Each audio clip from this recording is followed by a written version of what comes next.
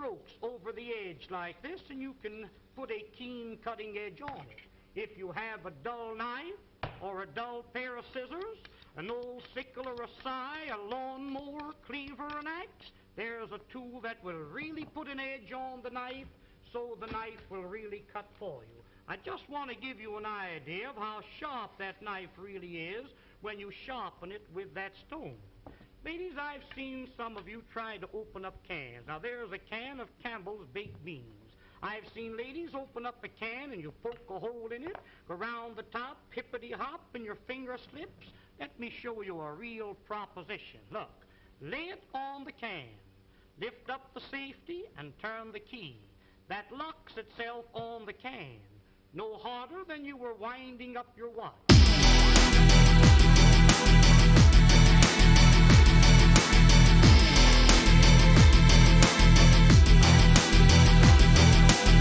Chefia 1 high, Chefia 1 high, Chefia 1 high. Used for sardine cans, square cans or round cans, exactly the same way. Now this tool here, my dear friends, needs no introduction. This will save you on an average of $20 to $30 every year you use it as a peeling knife. Here's a grater for cheese, coconut, or horseradish, a fish scaler for scaling your fish, and when you're coring your apple, it's just a slight twist of the wrist, and there's the apple core. There's one more tool that I want you to see, and I want you to watch this one very closely. Many a times when you're baking a pie, you have a pudding in the oven. I've seen ladies wrap a towel around your hand, and many a times you burn your fingers. Hook this onto the pot like this and lift the hot pots off the top of the stove. You've got a pie pan in the oven, catch a hold of the pie pan like this. Why, you couldn't get it off with a team of horses. This will positively lift 100 pounds. There's a pail of water weighs 50 or 60 pounds. That's the way you pick it up. But there's one more tool. I'll be all through and I'll be finished. Oh, now the next tool and the last one is what they call the Sarah Bernhardt cutter. This was invented by the head chef of the Imperial Hotel in the city of Berlin, Germany. You place the screw into the center of the vegetable. Twist the vegetable until the threads catch a hold, then you wind this up. You keep winding until you utilize the whole potato. The faster you turn, the quicker the slices. Why, ladies, here's a machine for slicing onions. The first onion that you slice with this cutter, you'll bless the day you've got a hold of it. Every slice cut exactly the same thickness. Every slice cut the same size. In making what they call a rosette, pull the vegetable out like this. Pin the ends together with a toothpick. Drop that potato into the hot fat and fry it. That will come out like a donut, golden brown. If you're serving a nice fish dinner, a little parsley goes in the center with the fish all around it, makes a very appetizing dish. Did you ever try to slice onions with a knife? You know how you get one thick slice and one thin slice? Run the knife through the center. That will separate each slice individual. Almost like magic, there is every slice cut exactly the same thickness and the same size. Wouldn't you like to have a set like this in your kitchen? Why, of course you would. Now don't forget, attend this theater every week and receive this 12-piece fascinating...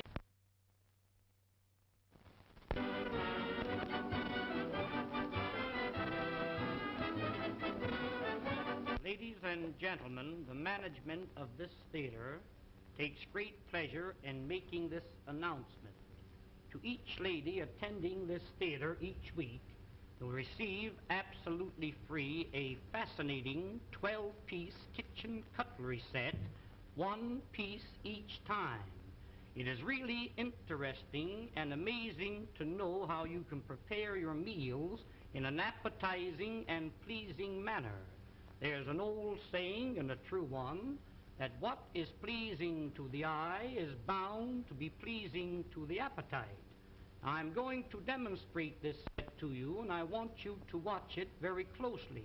The first cutter that I'm going to show you, now this first one is known as the Parisian cutter. Wind it through the potatoes like a fork. The cutter appears on the opposite side. Pull the cutter out.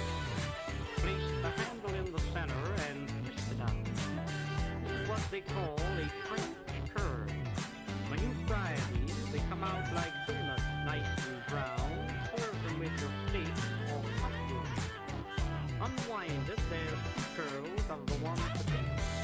Tomorrow morning for breakfast, wind a little strip of bacon around the potato. Serve them with bacon and eggs, they're delicious. Different colored vegetables, wind them together and you get the two colors.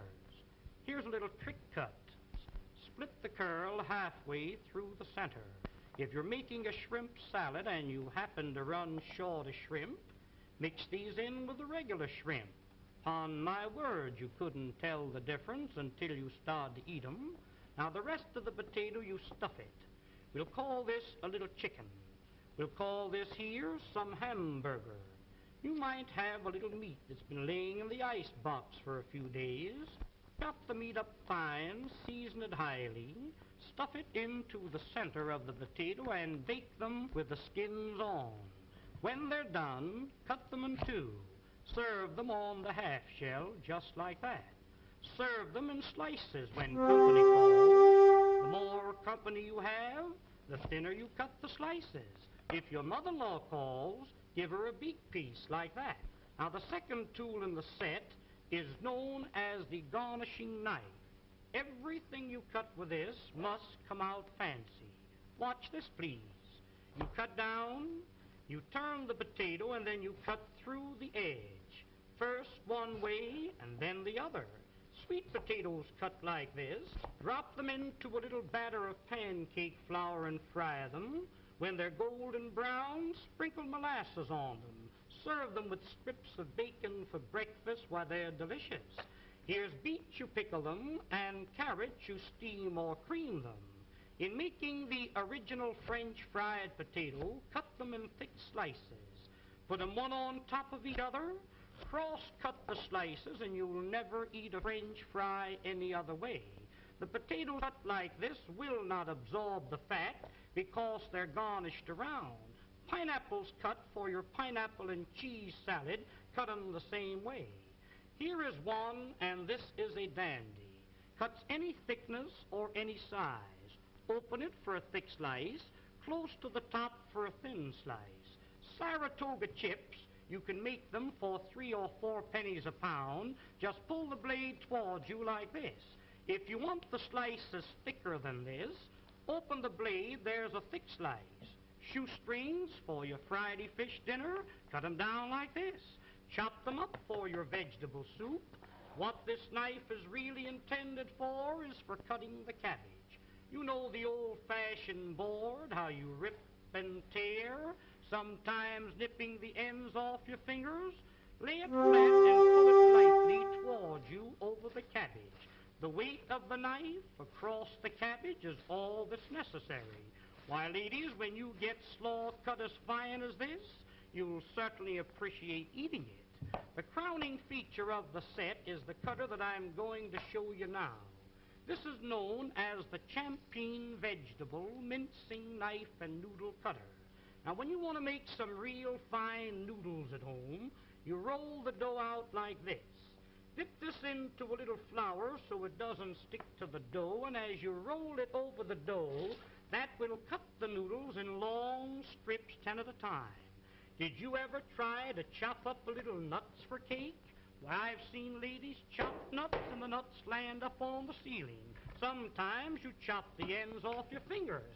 When you want to chop up a little nuts for cake, cooked meat, clams for chowder, soup greens to throw into your soup, making a little pepper or chicken hash is just a few strokes rolling it up and down. Why, here is without a doubt the meanest thing in the world to cut parsley. Put that in a grinder, you really grind it too fine.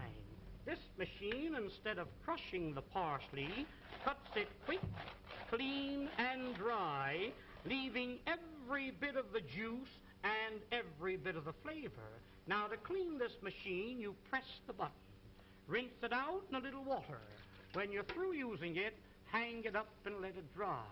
Here's one here that every lady should have in her home, known as the Parisian scoop. You lay it flat, once to the right, once to the left. When you scoop them out, you'll get a perfect round little ball. You can pot roast these, cut them out of cheese or cut them out of butter. When you're serving a fruit cocktail in the summertime, take your fresh cantaloupe, scoop them out like this, mix them with apples, pears, and watermelons, makes a delicious fruit cocktail served with a little cracked ice like you see here. But here is a tool, ladies, if you ever do get it, you'll thank the day you've seen this demonstration. When you press, it locks. It's like a pair of human hands. Reach in the oven and take the biscuits out of the oven. Ever take the hot potatoes out of the oven and burn yourself on the elbow? A roast chicken out of the oven, a piece of meat out of the pot, spinach, asparagus out of the water. Why, around canning season, when you're preserving the fruits, to take the hot fruit jars out of the water like that, that machine is worth dollars to you. And here's another one that I really know you'll enjoy having in your kitchen, known as the safety grater. No doubt you're familiar with the old-fashioned grater. I've seen ladies take a grater and rip the knuckles off. When you want to grate up potatoes for delicious potato pancakes, this has a smooth, flat edge, impossible to cut yourself. Just like you were washing clothes, you rub it up and down, and you really grate your vegetables real fine, retaining all the flavors and all the juices. Breadcrumbs for when you're serving veal cutlets or anything like that. You want a little breadcrumbs to fry your fish in? Why, there's the greatest proposition in the world. Use that for coconut, cheese, or horseradish. When you're through with it, just hit it down like that. That knocks all the food out. Rinse it out in a little water and hang it up and let it dry. Now, here is a stone made of carborundum and sapphire quartz, which is made purposely to keep these knives sharp. When they get dull, a few strokes over the edge like this, and you can put a keen cutting edge on it. If you have a dull knife or a dull pair of scissors, an old sickle or a scythe, a lawnmower, cleaver, an axe, there's a tool that will really put an edge on the knife so the knife will really cut for you. I just want to give you an idea of how sharp that knife really is when you sharpen it with that stone. Ladies, I've seen some of you try to open up cans. Now, there's a can of Campbell's baked beans. I've seen ladies open up a can and you poke a hole in it, go around the top, hippity-hop, and your finger slips. Let me show you a real proposition. Look, lay it on the can. Hey everyone, how we doing today? What's new? What's happening? Thank you for that resub, Lexi. Appreciate that. Welcome back in. Gonna be doing Southern butter rolls tonight, which, if you guys are unfamiliar, this is the first time I'm trying them myself, but they sound amazing. They're gonna be like a cross between a biscuit dough and a cinnamon roll. So we don't have to wait for yeast to do its magic to do our cinnamon rolls tonight. It is National Sticky, I think it's Sticky Bun Day? Let's see what we got there. Yeah, National Sticky Bun Day. And then I've also got a French pork chop from the pig I pulled out of the freezer the other day. That's hopefully defrosted. And we got polenta kicking around. We got some brand new asparagus. I showed it to you guys on Wednesday, or Friday, but I picked it up Friday morning. And so it's the first asparagus this season. The farm didn't even have enough to... They only put it in like their CSA boxes, not in the out for general sale. Good stuff. I'm actually going to start with making some of my own condensed milk at home, because we're going to need condensed milk for the pour over of our sticky buns before we throw them in the oven.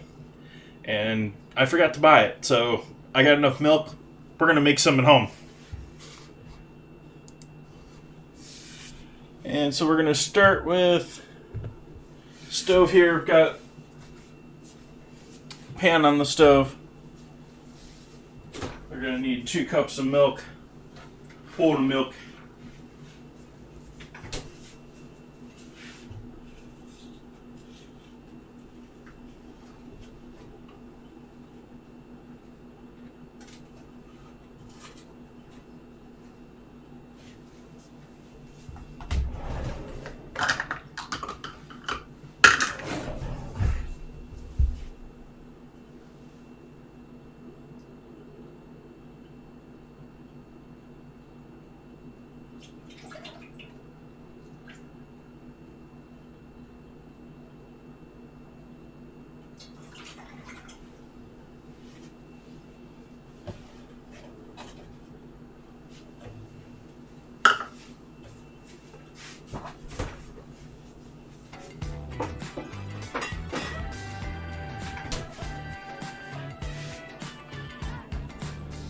Sugar. I'm going to bring this up to simmer and allow this to reduce down by probably half, maybe more.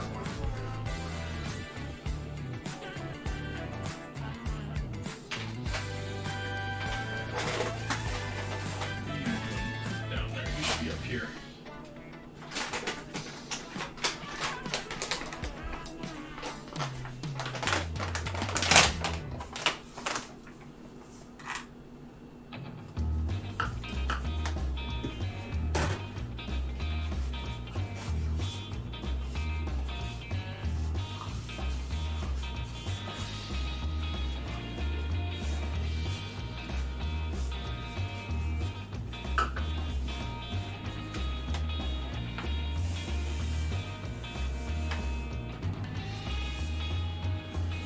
That's about right.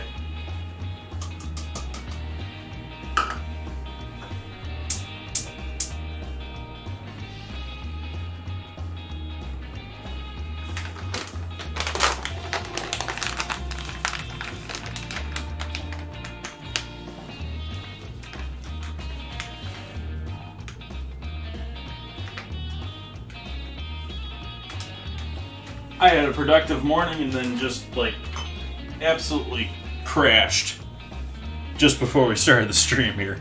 I need this in order to get myself going right now.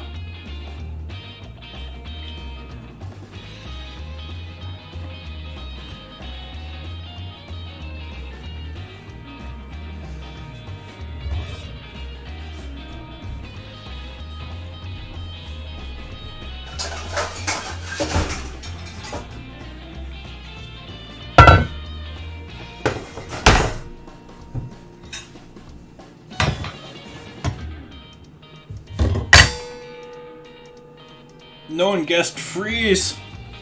Ugh.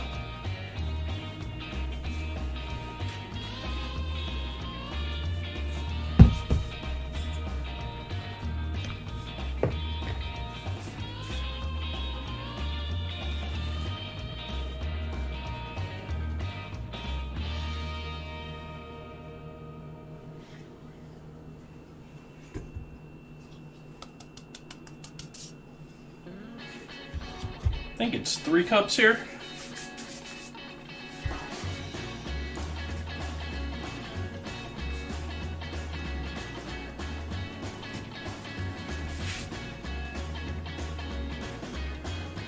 Maybe I should have grabbed my biggest bowl here, but we'll see.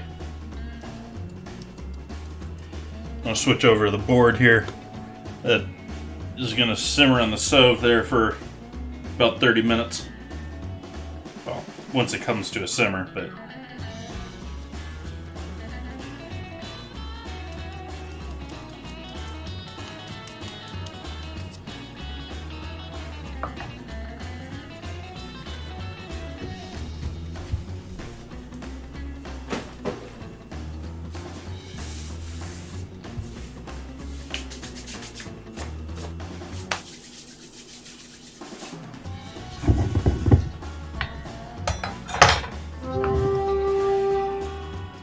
we got sugar, we got baking powder.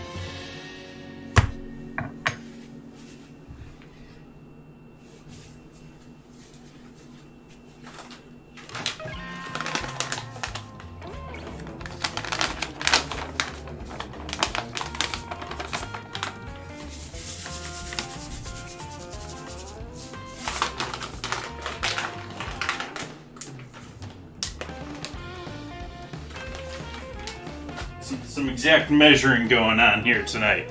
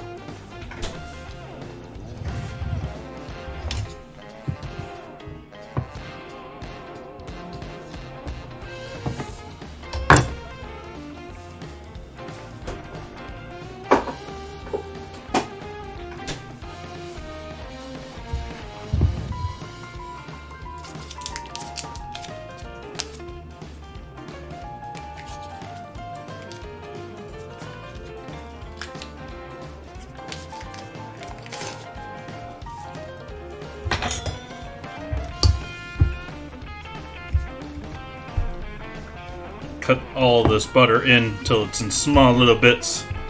You don't even notice it's butter anymore.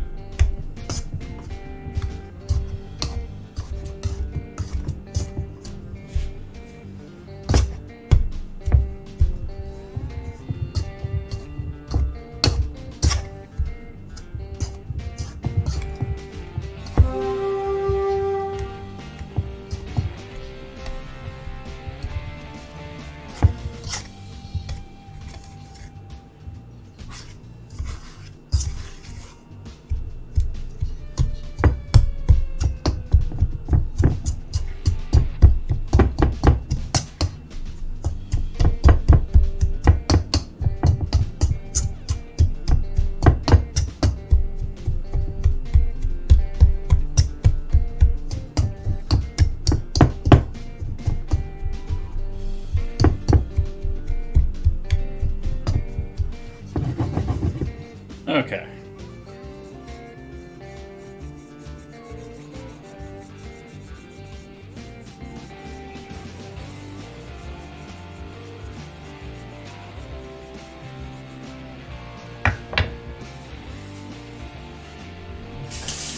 No worries. Enjoy your COD.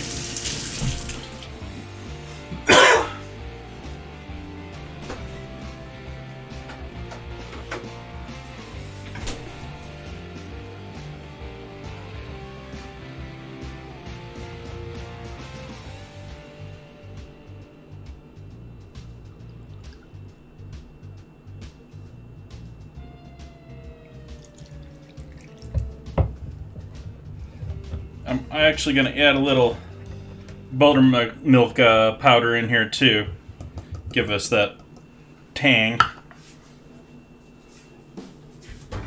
Yeah, pork chops. Or pork chop. Where did I hide that big boy? Here we go. Big chop.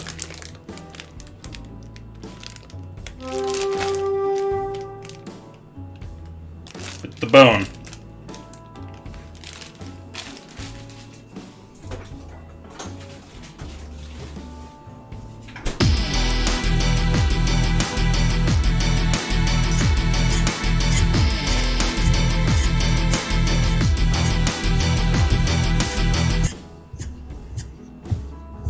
Thank you for that sub, Mr. Landiggity.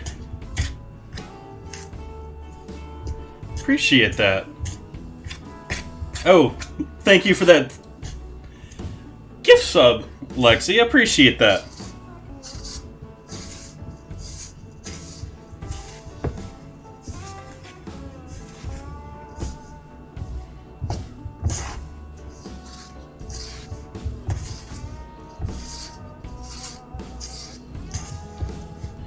So I'm just mixing this together until I went and used the spoon to mix it together when I was going to use it to get the powder in there. I got distracted.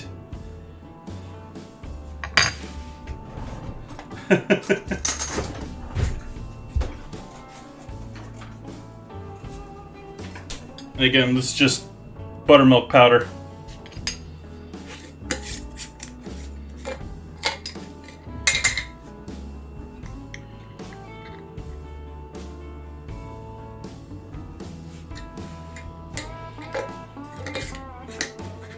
Sort of like powdered milk, but powdered buttermilk.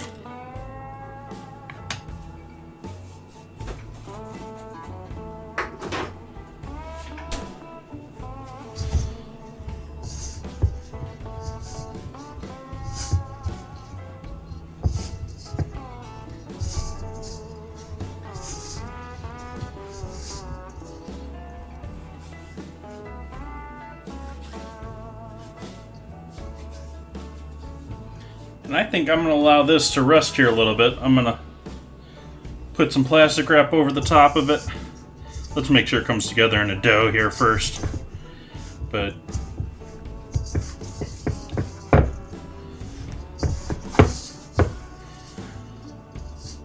we want that butter to be nice and cold when we go and finish rolling this out.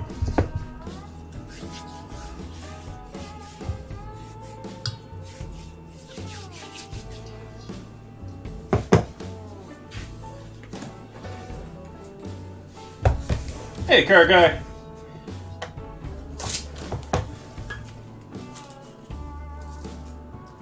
How's life treating you?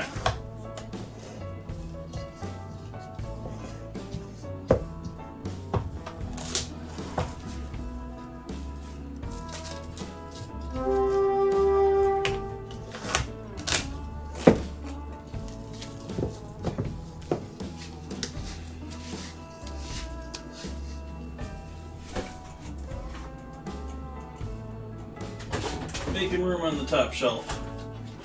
Fun, fun.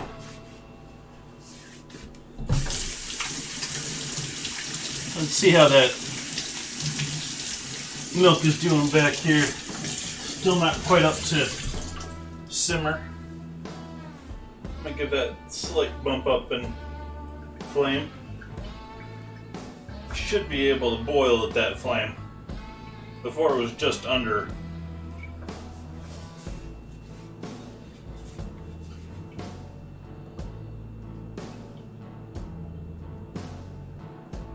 What do you mean, car guy? You just triggered the command.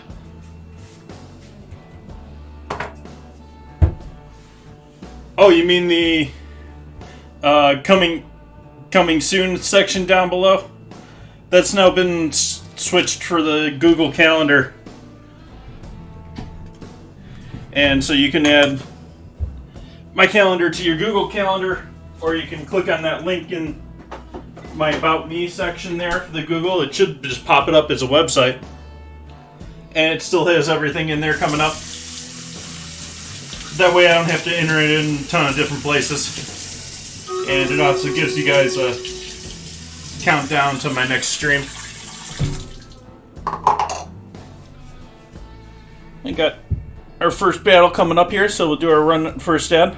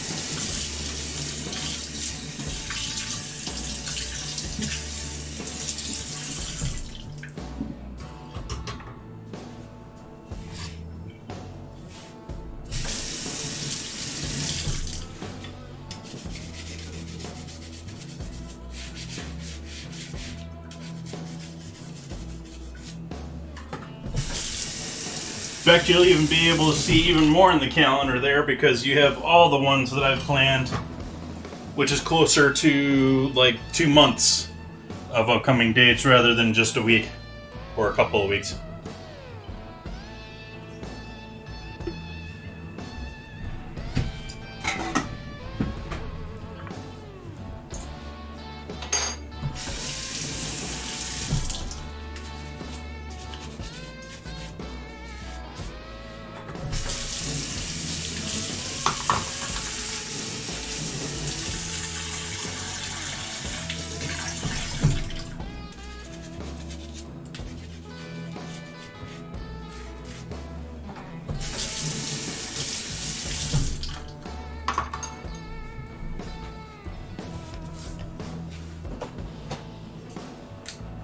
So, Polenta.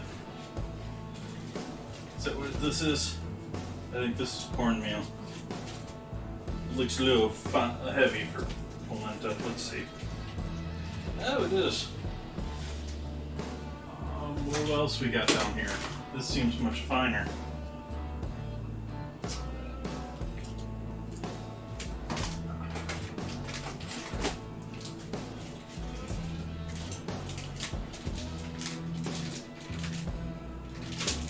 That's definitely not what I thought that was. In fact, that might be trash.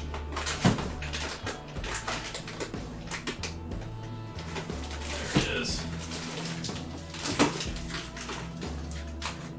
I'm grabbing my polenta here, by the way, if you haven't caught on.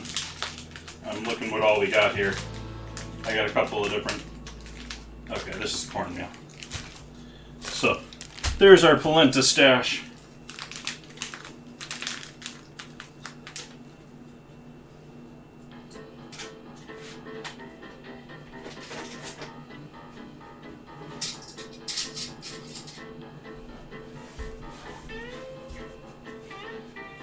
But I sort of want to do it in this pan, but I guess we won't.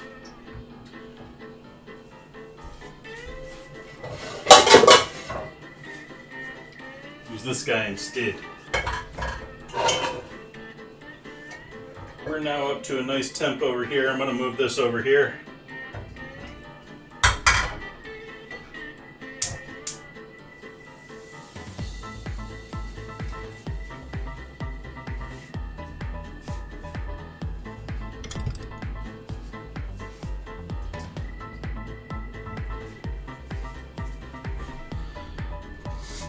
Run our battle.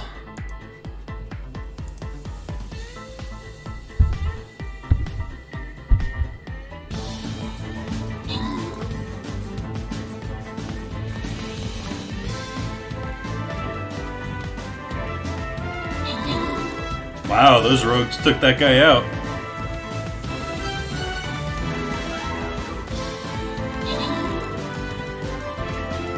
And that's what I sort of expected to happen to the rogues.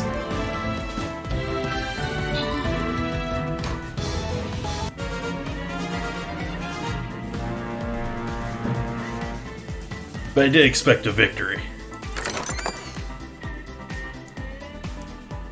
Fang Mermaid with the assist. Edgy Hercules with the rewards. Congrats. Boss defeated.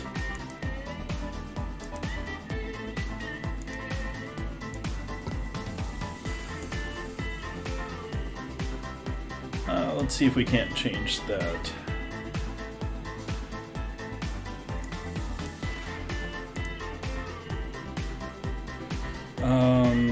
Chests, or we got a gold chest down here and another chest up here. Got a loyalty chest and a gold chest up top. I think we'll do the top row. Sprig.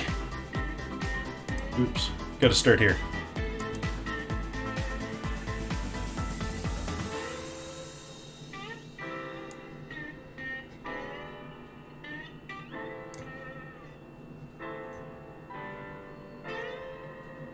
Rogues, you go for the chests, and then we'll go for this guy in the center.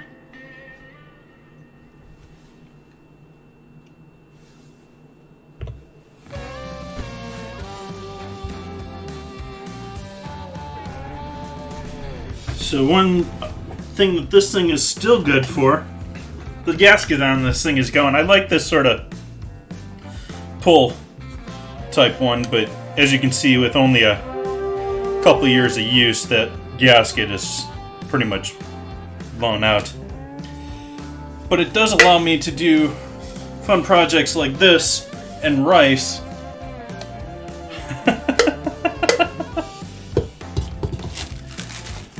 I can take the polenta that we have here and find out how much we have without like weighing it and with spilling it all over the place apparently. I didn't mean to do.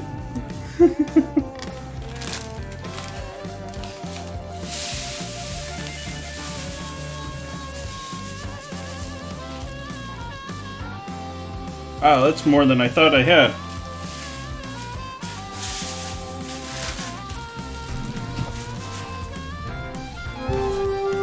This might be more than I want to do. Nah, let's do it all. This has been kicking around the kitchen for probably a year now.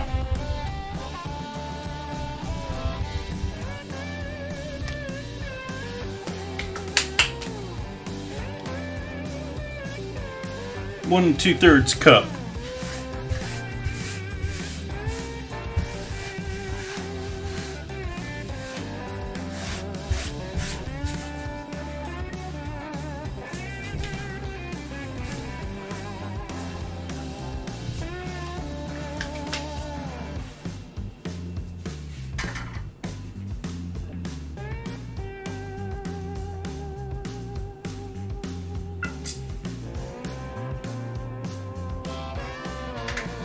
Little oil in the pan. Probably should have used the olive oil here. Oh, it's cooking oil, it doesn't matter too much.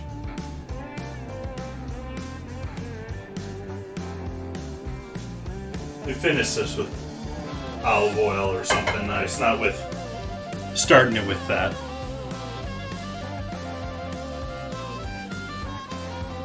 In the pan.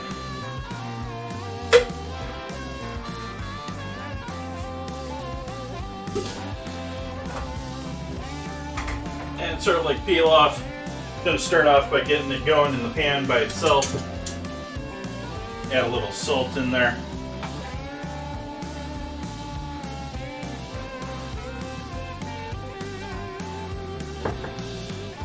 Yeah, a little MSG.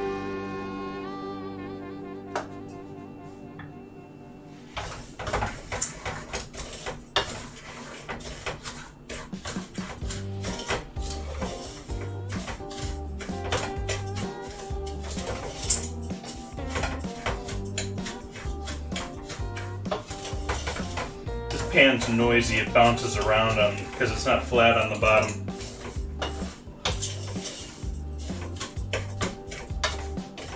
It's a thin aluminum pan. I don't recommend aluminum pans. I got a couple of them of my own. This is one of the two of them that I have in sort of regular use.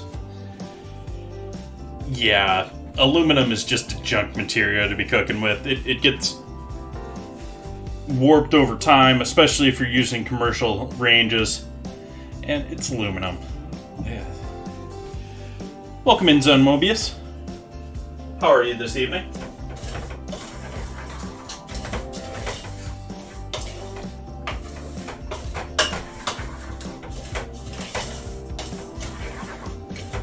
So we're still at that low. We're under a flame here, but we're still at that very low flame, so it's not like it's sauteing or anything at this time.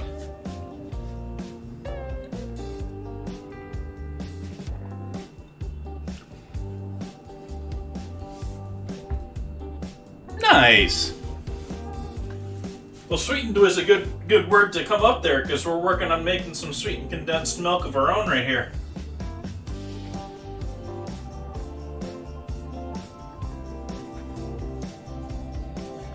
We also got the start of some polenta, and then we're gonna get back into doing our rolls after we get the polenta rolling.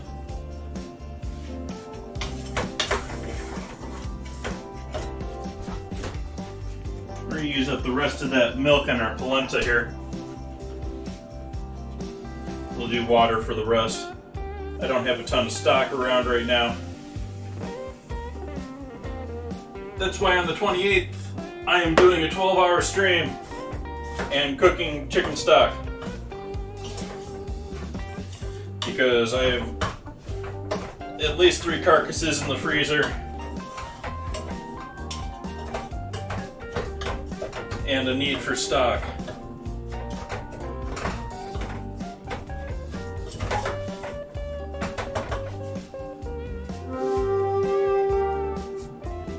How we doing here? Is this soft yet? No. We're also waiting on this to soften up for making our rolls.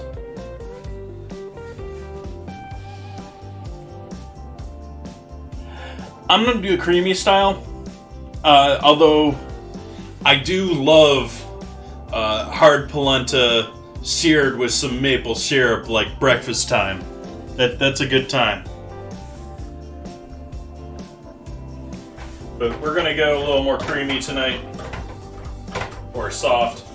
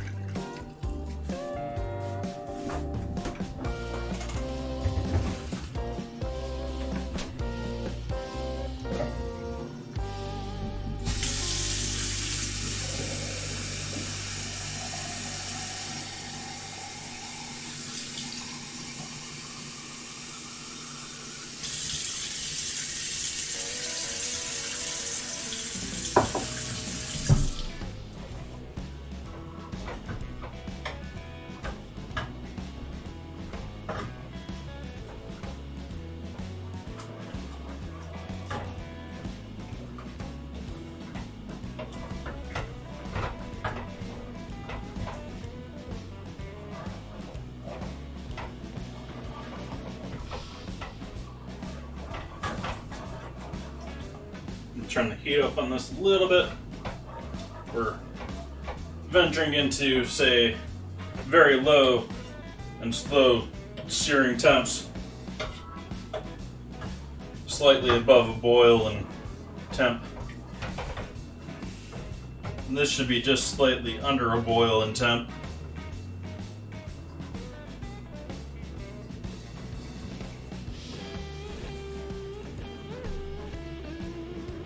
Oh, that's relish.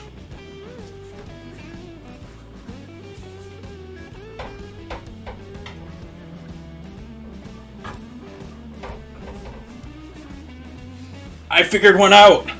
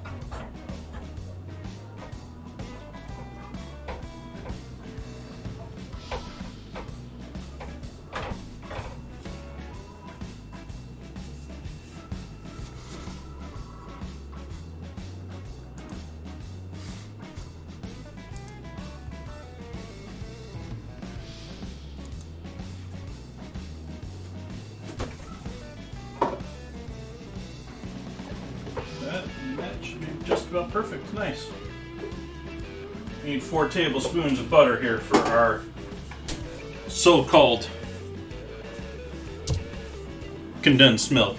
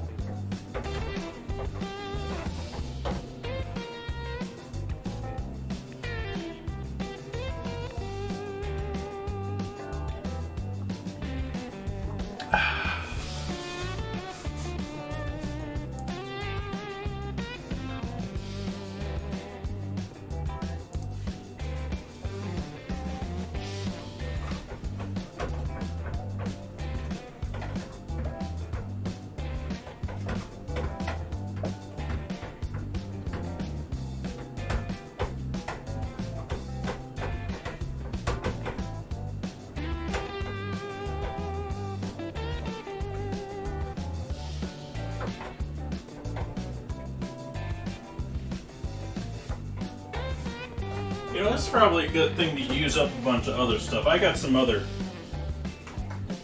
cream and stuff kicking around here that we need to be getting rid of.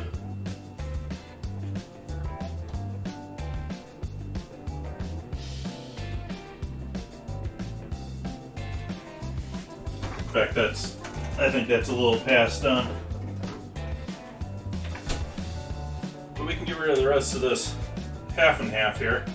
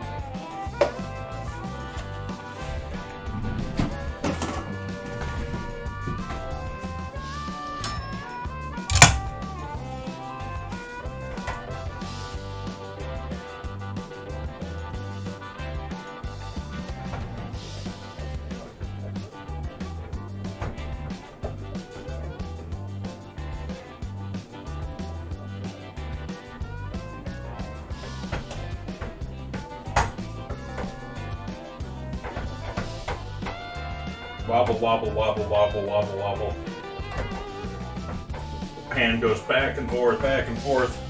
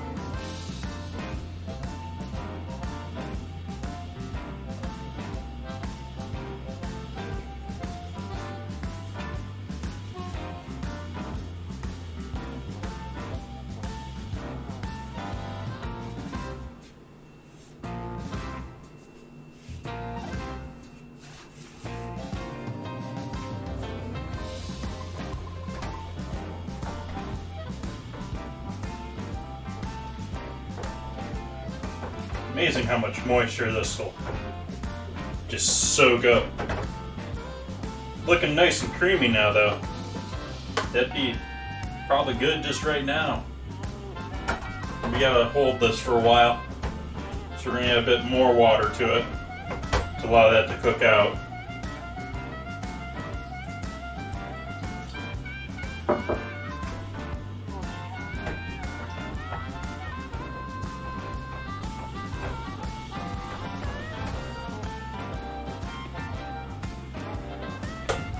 And we'll turn that all the way down. Low as she goes.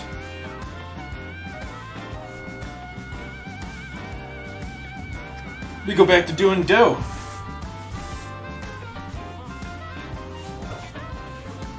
Actually, I don't know about that. We may need to chill out here for a minute. Because we got more time to go here on our so-called homemade condensed milk. Even though it's condensing nicely and reducing nicely for not being at a boil. There's quite a bit of steam coming off of that irregular clip.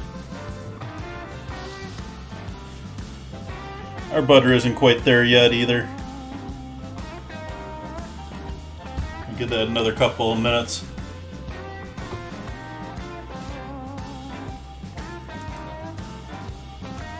Take a moment to remind you guys, we have the vote going on in Discord versus Greek seasoning versus wild rice.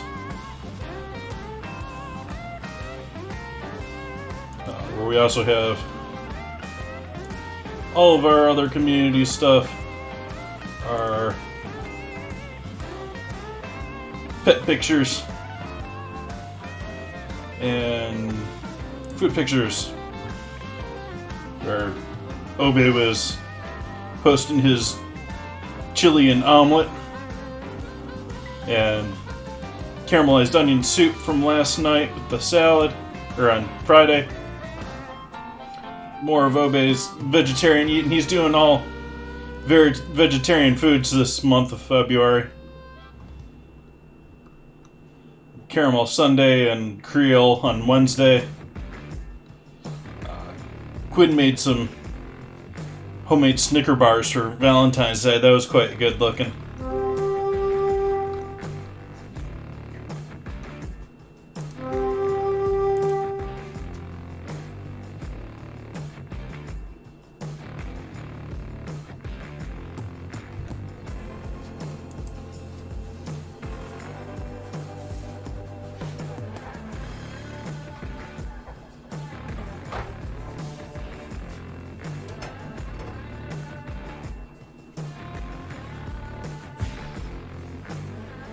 I'm sweating it. It's not even hot.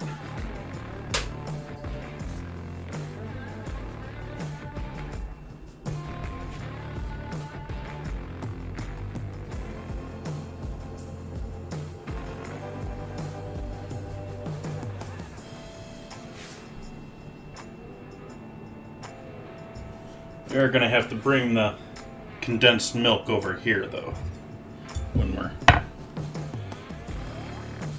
done condensing. I think I'm actually going to kick that up a little bit more because we need to hang out here another probably 5 minutes so that reduce.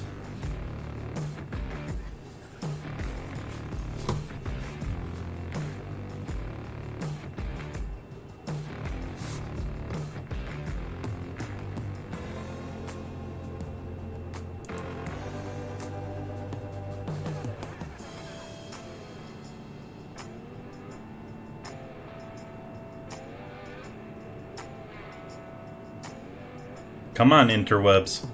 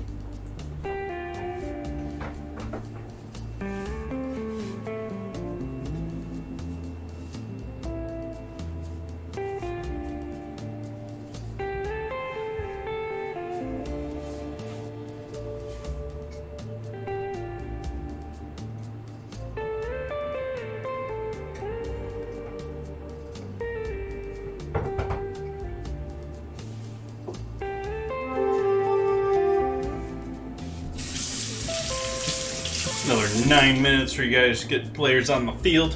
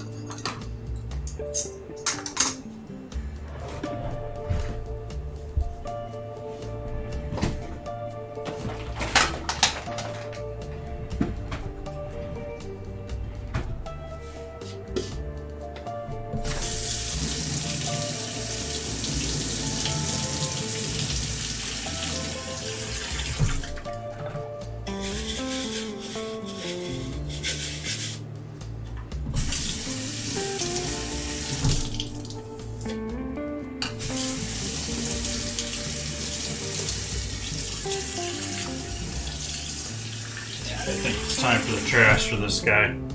It's not even cleaning up right anymore.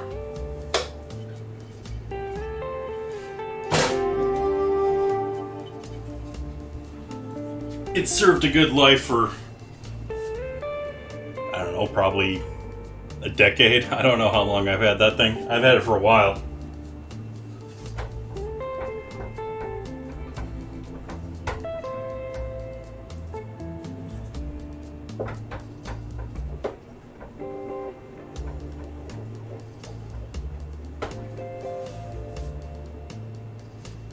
Getting a little too hot here. We're starting to bubble there.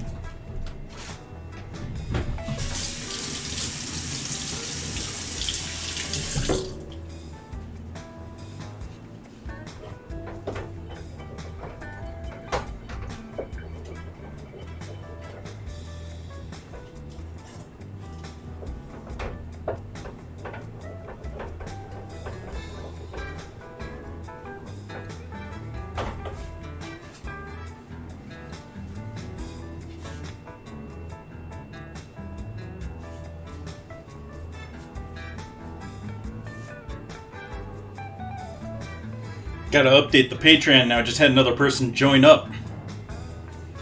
I'm not exactly great about updating the Patreon all the time. I do it about once every 2, 3, 4 weeks. But, you know, they're either available as VODs here on Twitch or afterwards they're available all on Patreon. And someone else was asking the other day, yeah, they go all the way back to beginning of 2020. Someone thought that I had just started it because I did a mass upload at the end of January.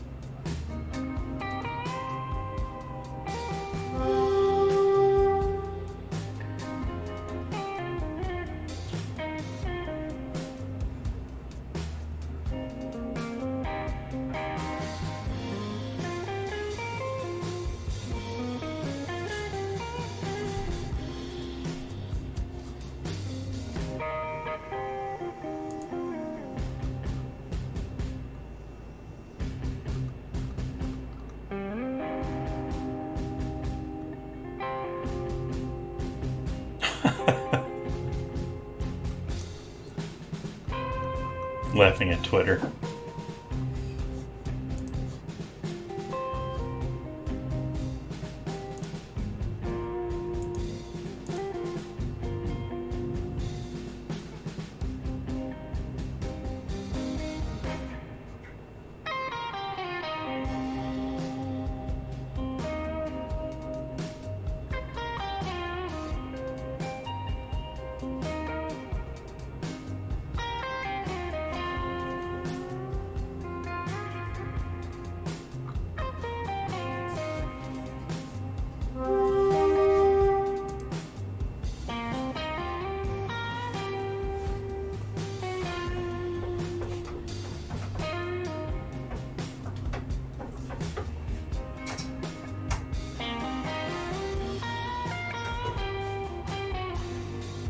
For anyone just coming in, we got Polenta going on over here.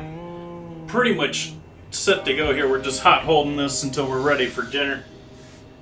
We're gonna finish this probably with a little bit of butter and salt and maybe some seasoning in there. We already got salt and MSG, but maybe some pepper and some other seasonings. Well, excuse you, Ice. We also got 2 cups of milk and roughly 3/4 cup of sugar in there. And this we've been reducing down for a little while now. Almost ready to go with that. We're still waiting on our butter over here to come up to room temp a little bit.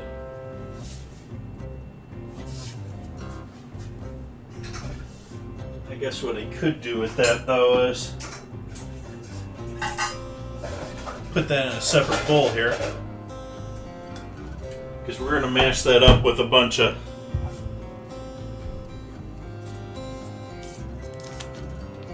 sugar and seasoning, and that's going to be our sort of cinnamon layer to our butter rolls.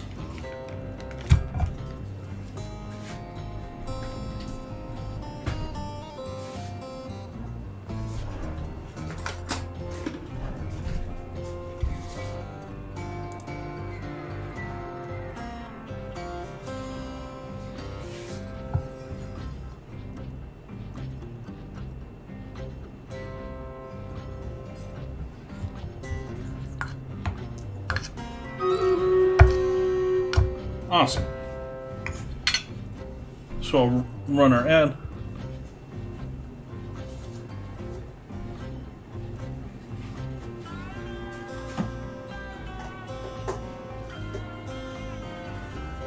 And I'll grab some of the stuff for putting with this. We're going to add some brown sugar. We're going to need nutmeg and cinnamon.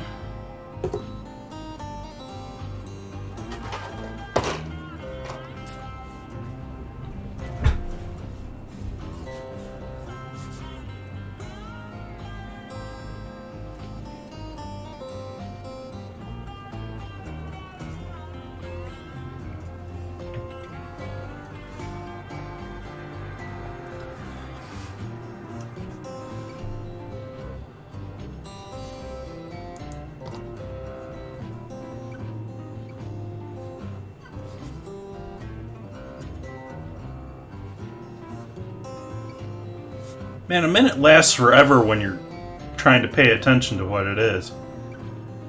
Or when you're counting seconds.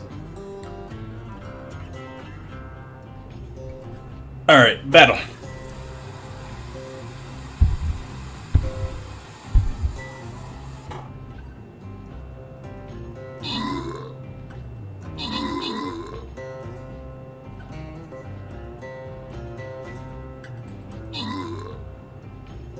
Victory, quick victory.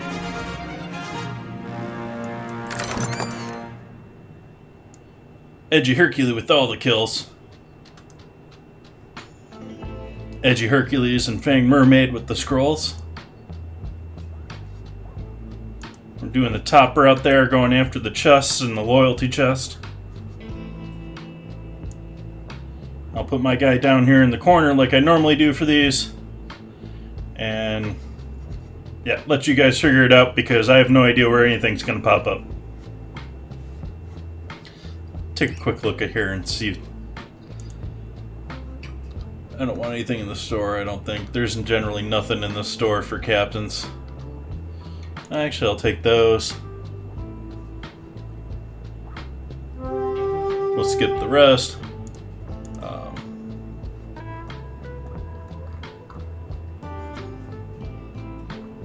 3 support units. Maybe I'll start doing clerics. Back to the board here. Anyone just joining in, we got our creamy polenta stewing away back here. We're just going to let that continue to cook while we finish everything else. We got a little homemade sweetened condensed milk going on back here.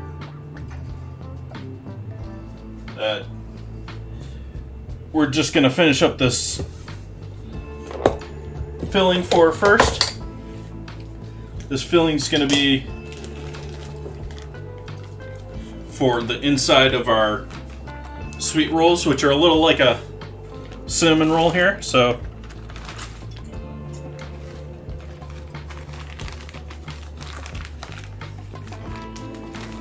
you can see that was ever so precisely measured.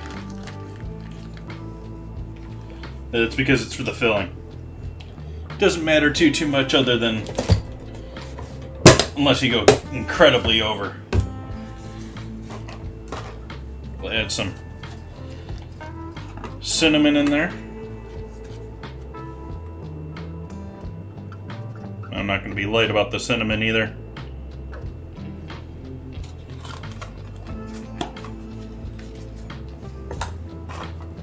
And some nutmeg.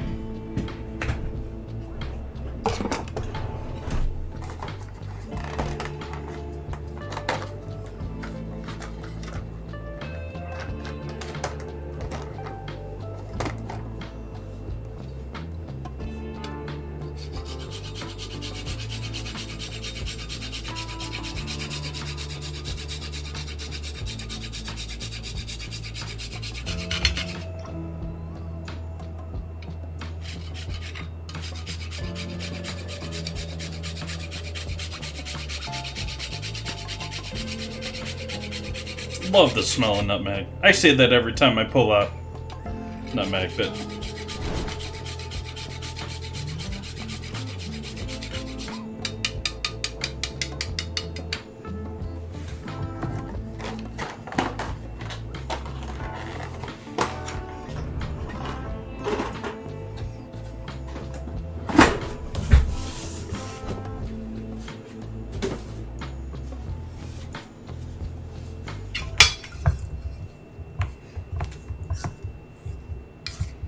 and that's just a stick of butter down there at the bottom.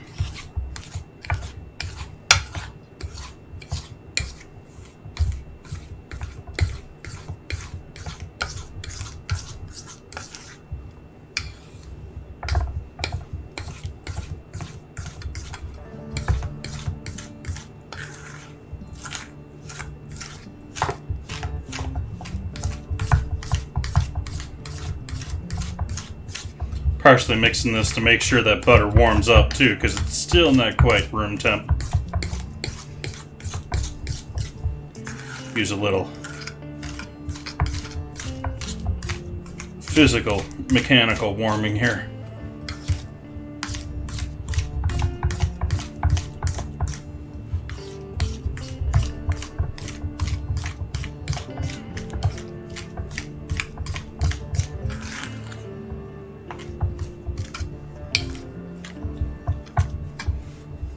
Okay.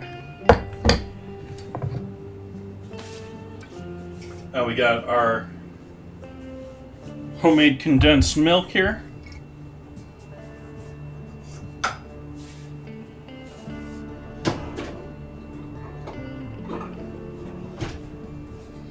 We're gonna whisk in about 4 tablespoons of butter.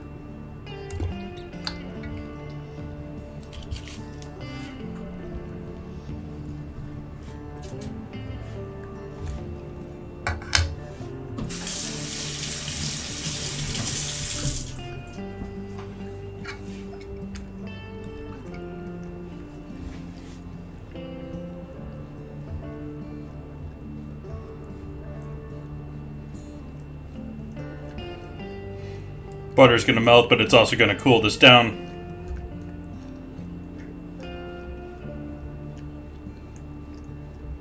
Stirring helps cool it down as well.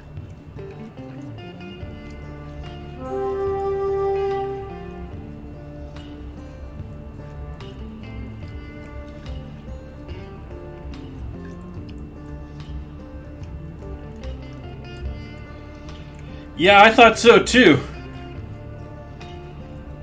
I think they're going to look pretty good too.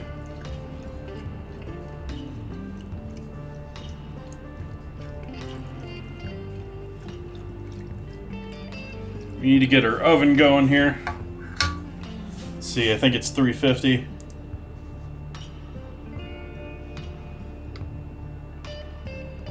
Yep.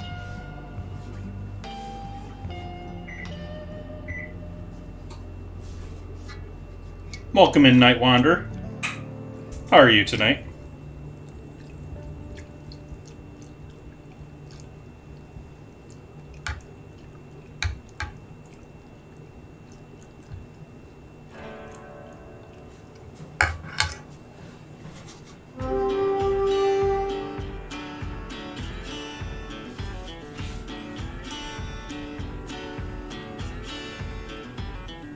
Oh, we need even more butter in this for our sweet rolls recipe. So, hey, let's cut some more butter.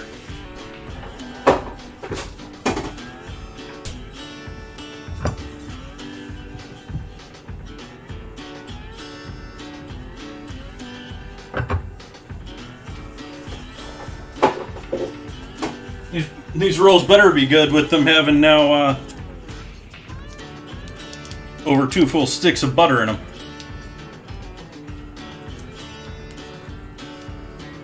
Guess they're living up to their name.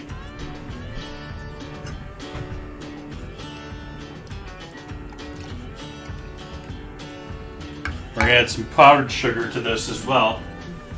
We've moved on from doing the condensed milk at home recipe to doing the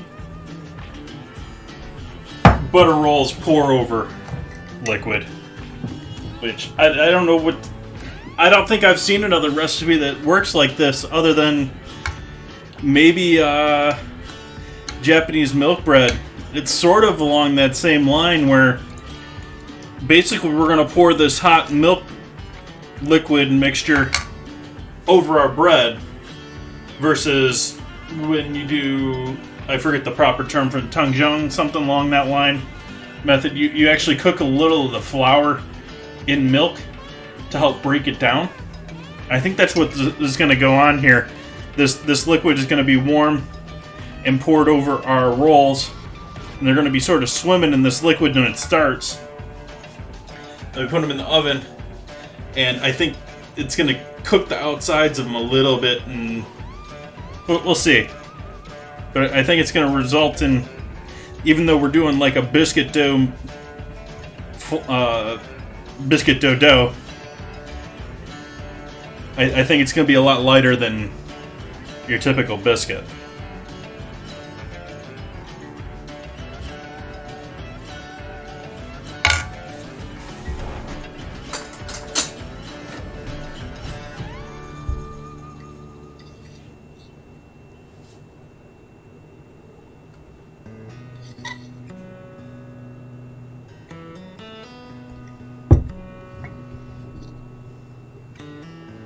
I'm going to eyeball that as 3/4 of a cup.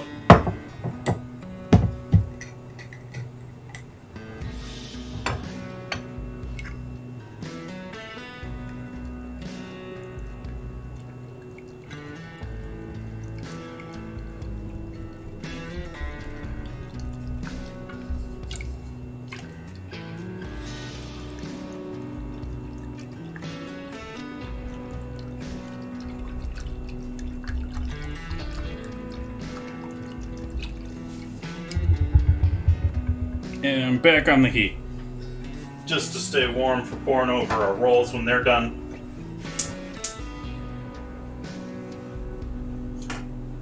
Make sure our polenta isn't sticking at all or anything. I don't think it is, although it was starting to get a little bit of a crust going on top. Our nice creamy polenta for later tonight.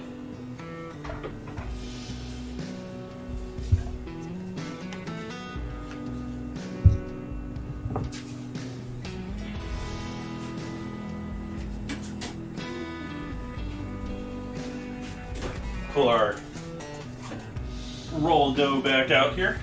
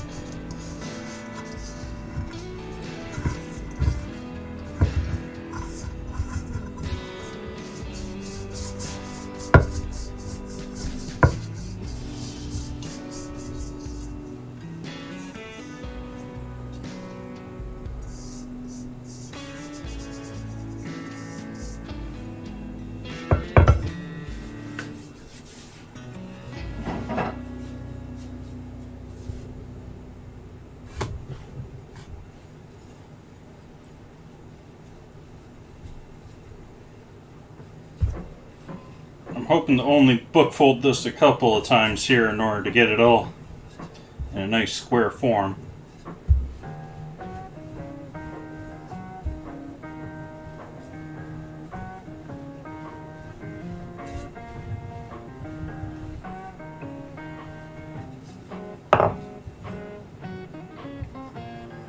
Do this as our first one.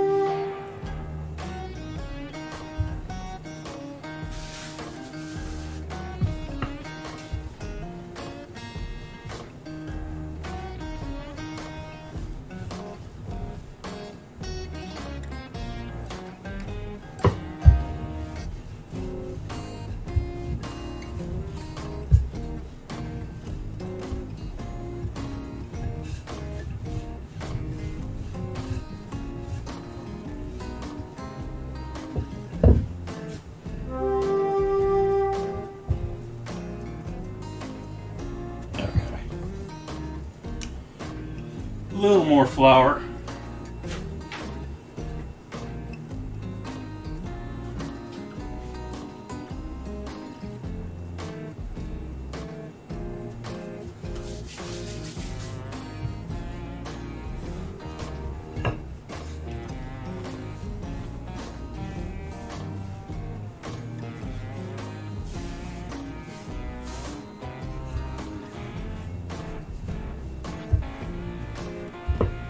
Now we're trying to keep the square or rectangle.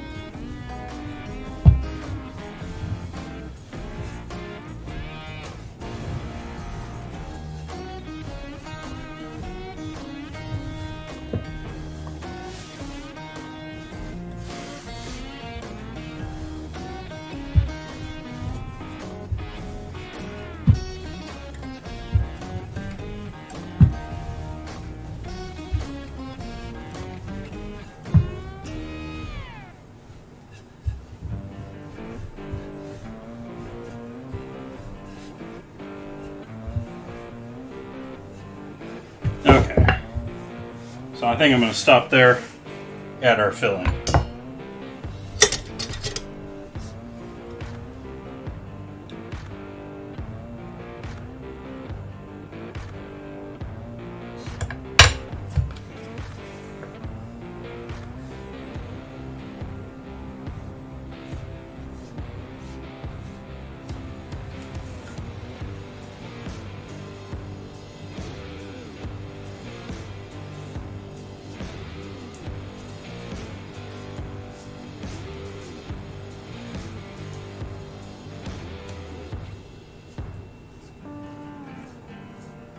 Now see, if they were going to DMCA Metallica, this is what they should have played.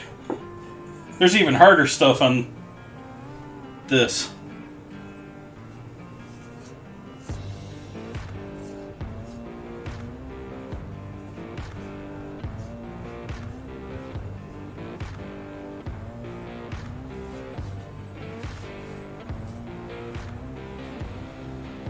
Instead of 8-bit folk. Though it is hilarious that they did it to Metallica.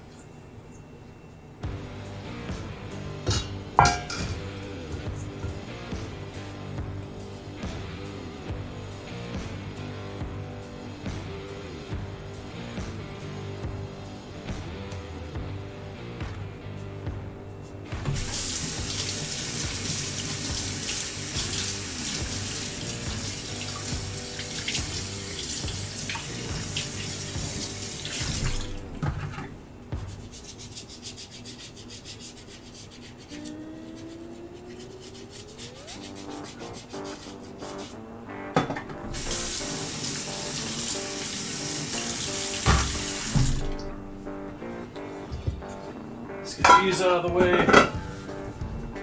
Find our 9x13.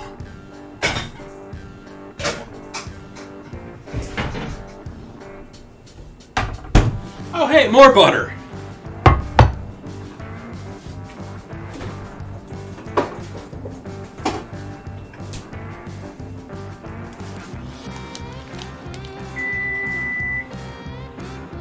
Is our oven preheated to 350 now?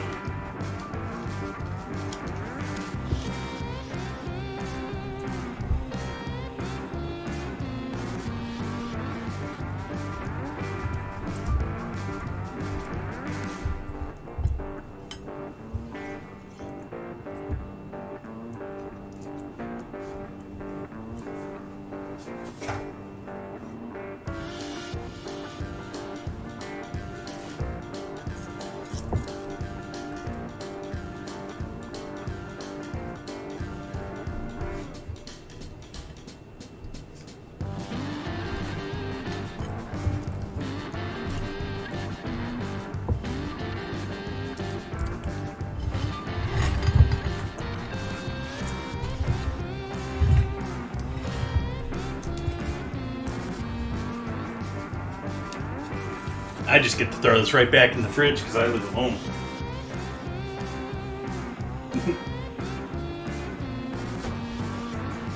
Little inside joke.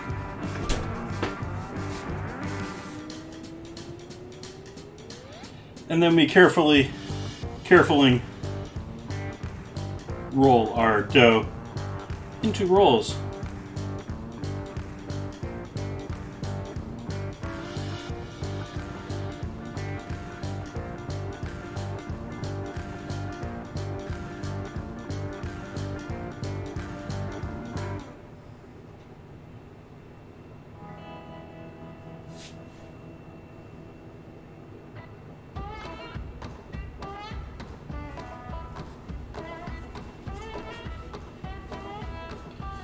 Take some butcher twine.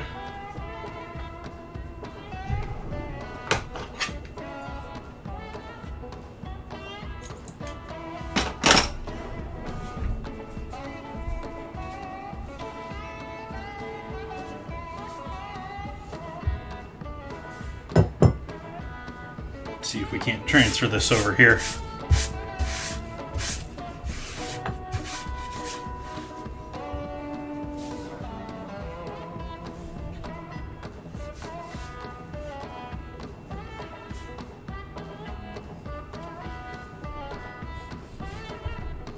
Underneath, let's figure out what size we want to do these. That looks about right.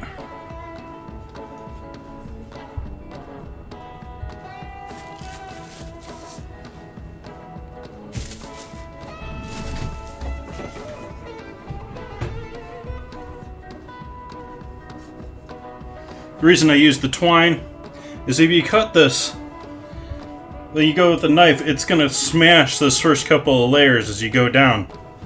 If you use twine, it's going to evenly pull all the way around, and so that you get a nice even round circle.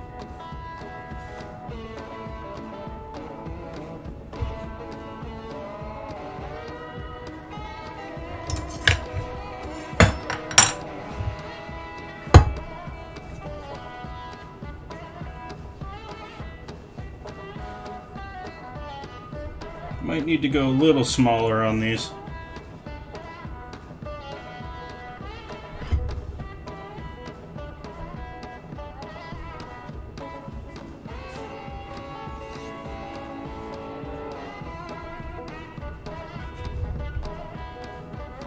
Might need to go a lot smaller on these. Wow.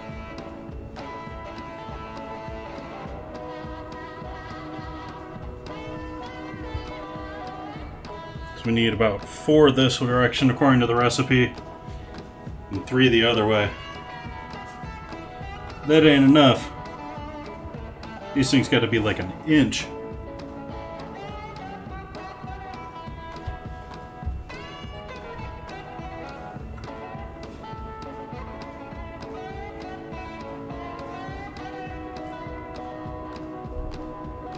Make sure they're all looking fancy in the same direction here.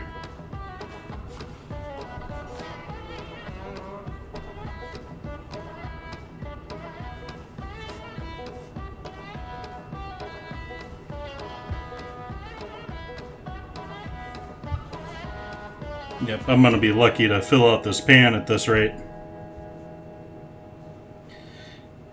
I needed to cut them smaller.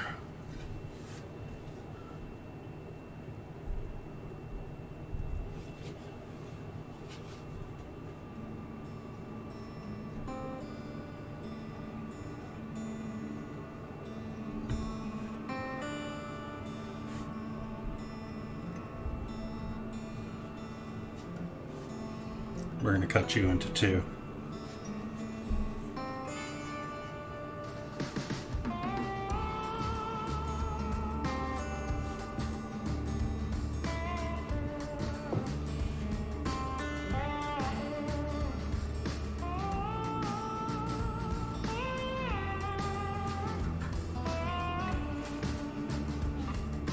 This needs to be 3.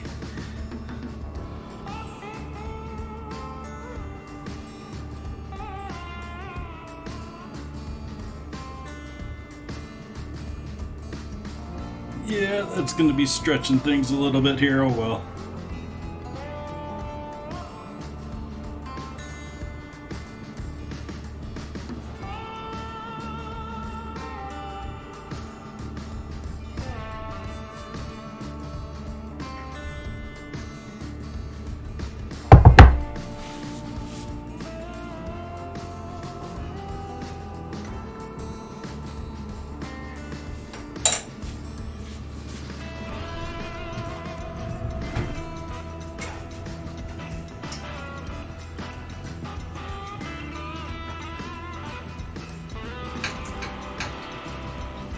So we got our oven 350.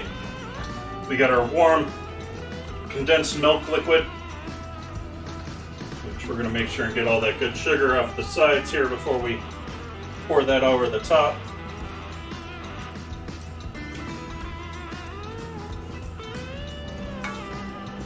And pour this right over our, let's double check our recipe before I do this step here.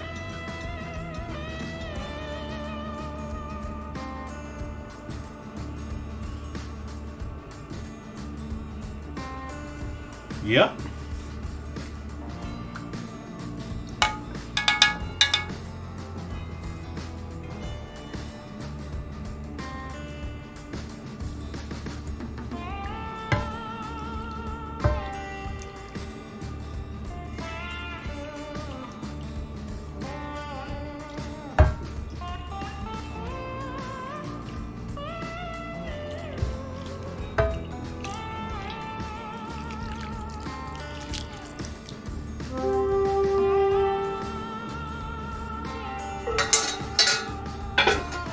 Just a little sauce.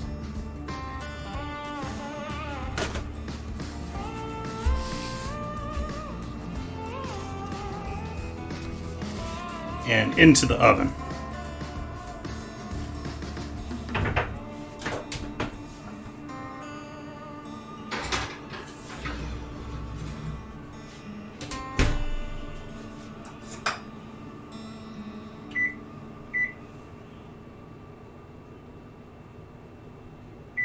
Give them 40 minutes to start. They're probably at least going to need 45.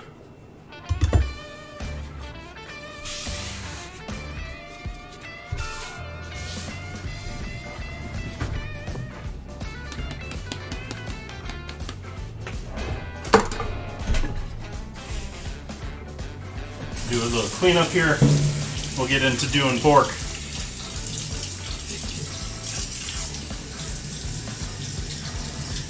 I'd rather get into doing asparagus because we need the oven opened back up for the pork.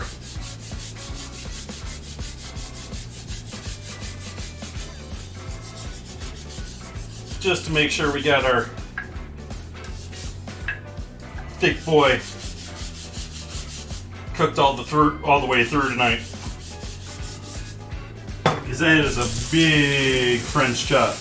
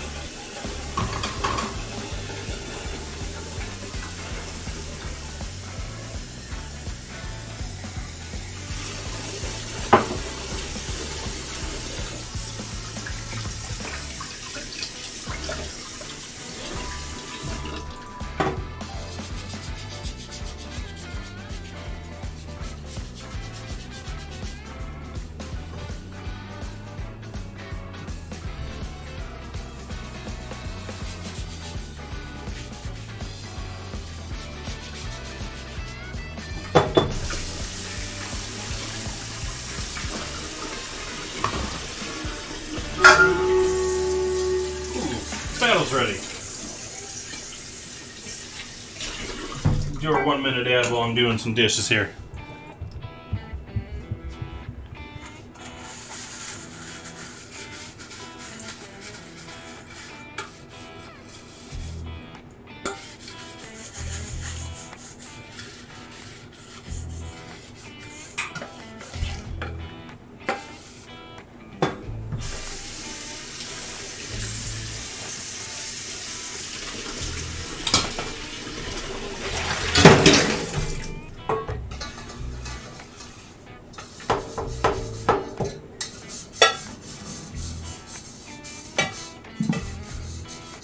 Sort of confused. I feel like I messed something up on that recipe. I feel like the rolls should have been bigger, even though, I mean, it's 3 cups of flour in that recipe. That was a lot of dough.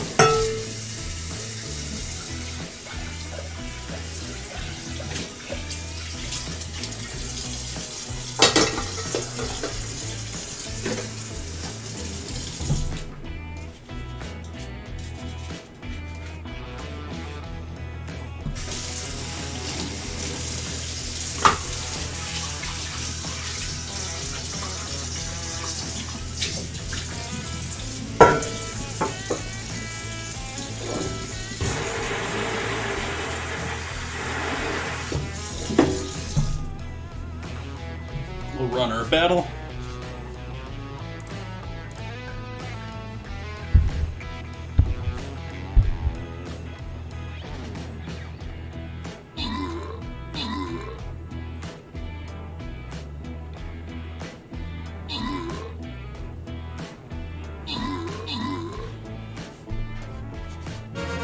Victory.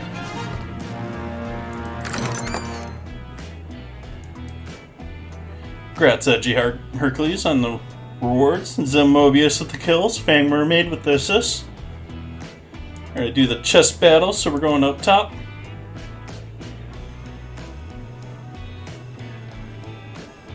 And I'm going to put out a healer.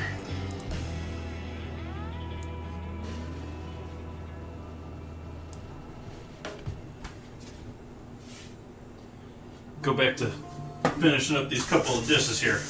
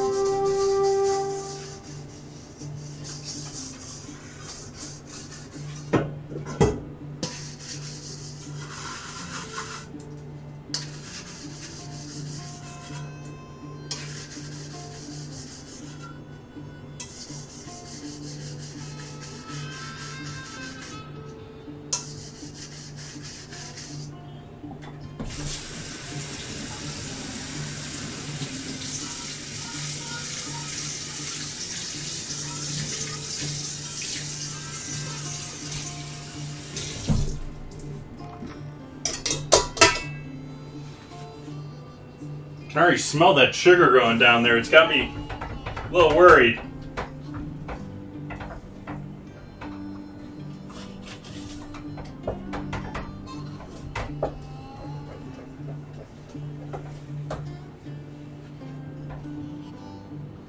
So I think I'm actually going to try searing with this guy tonight. This pan. Because it's got a little bit more of a smoother edge to it than this guy. It's a little bit shallower, and because we got that big chop to deal with the bone on it, yeah, it's gonna have to hang off the edge.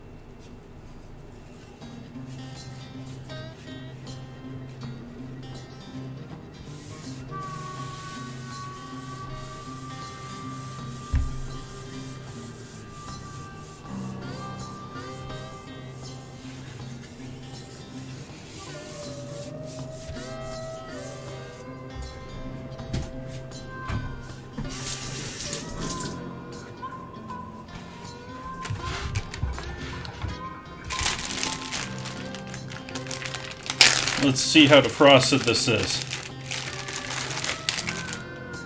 Ah, we're defrosted. Okay, nice.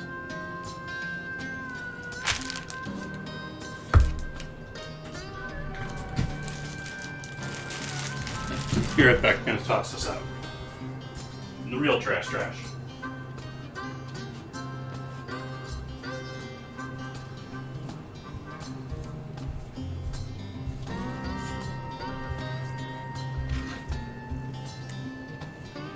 And I'm going to cut a substantial amount of this fat off.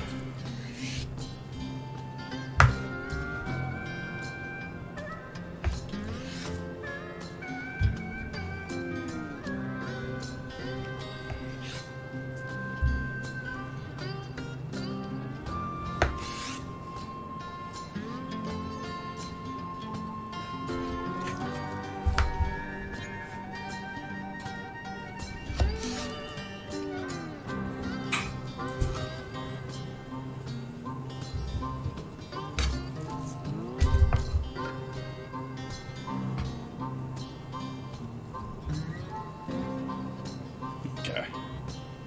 Still a little frosty over there, but...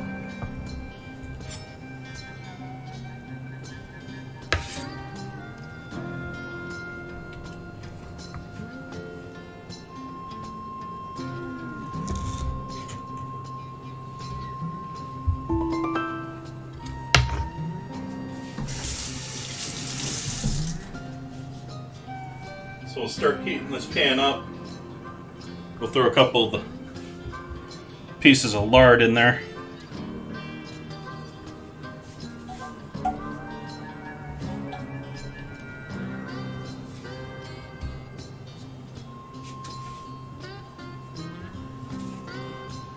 Toss the rest of these.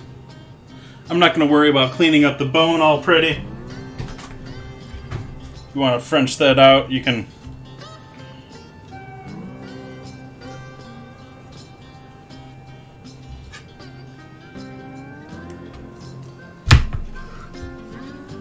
I guess I will clean it up some.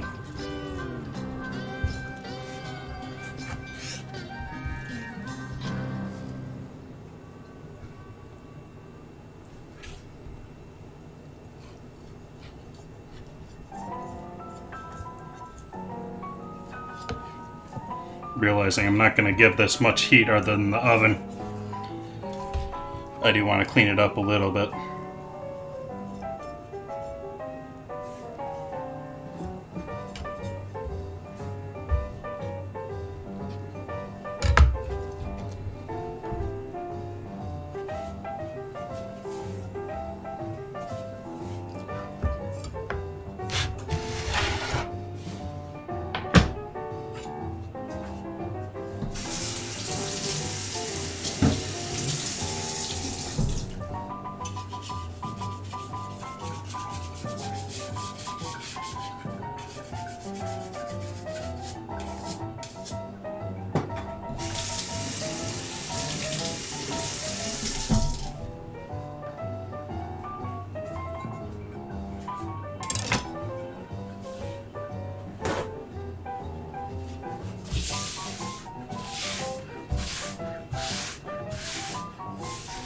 Debating how I want to do asparagus tonight.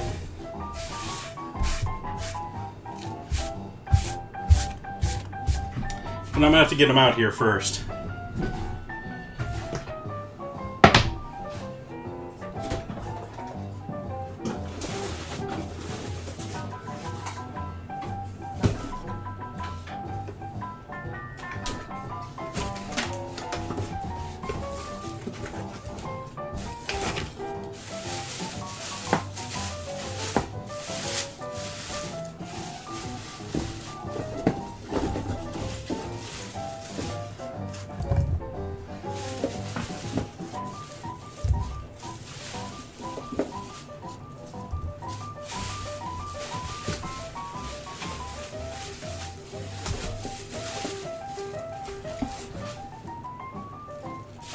How weird.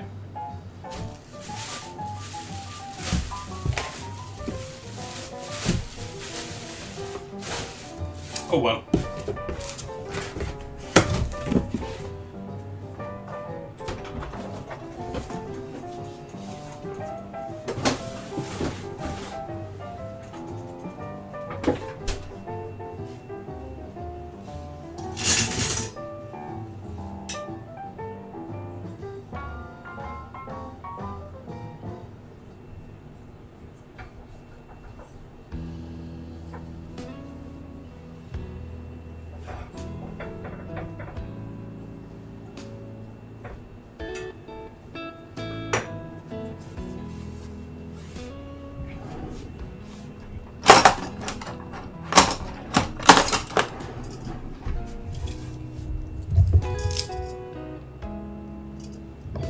That's tender.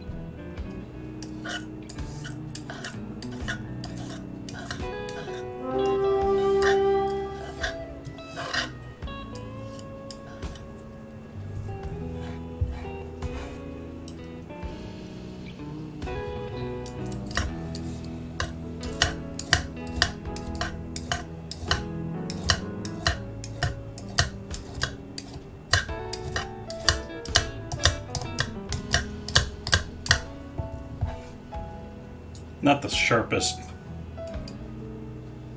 peeler here. Keeps binding up rather than clearing away its chips, for lack of a better term. Peelings.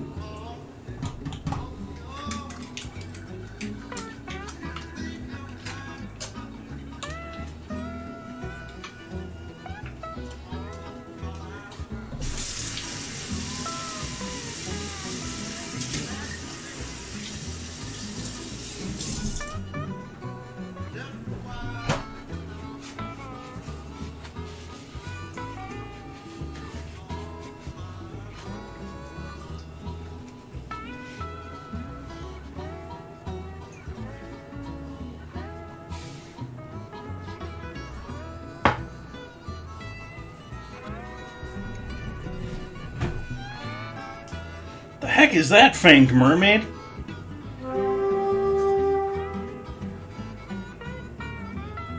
Balloon buster. That's one heck of a balloon buster.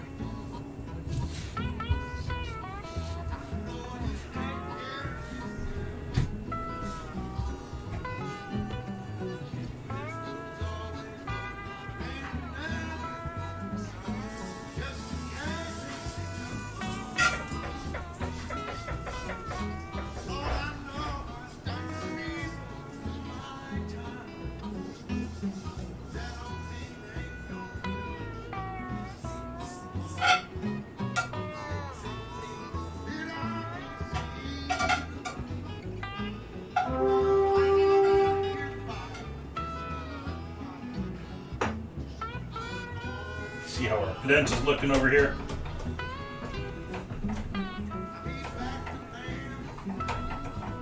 Yep, still polenta. Give this a taste, see if we want to add... Start debating if I want to add onion and garlic powder in with this tonight.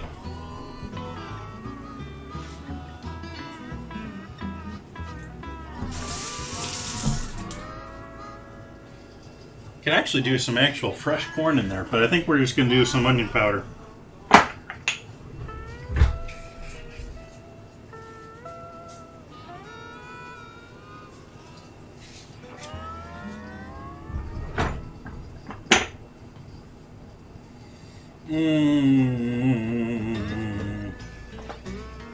Yeah, a little garlic too.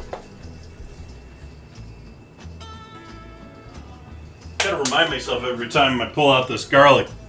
It's got the big holes on it. I don't know if they expect people to dump like half a jar at once, but that's more like for red pepper flakes in my mind. Hey Cody, welcome in. How you doing tonight? I'm doing quite lovely. We got some delicious sweet butter rolls in the oven, which are like a cross between a biscuit and a cinnamon roll, but they're like drenched in butter and dairy. They're chilling out in the oven right now at 350 degrees. I'm rendering a little fat in the pan here for this ginormous French chop I've got to sear here. We get some of our first asparagus of the summer and some creamy polenta sitting back here on the stove ready to go. And that is pretty tasty. Bit more salt.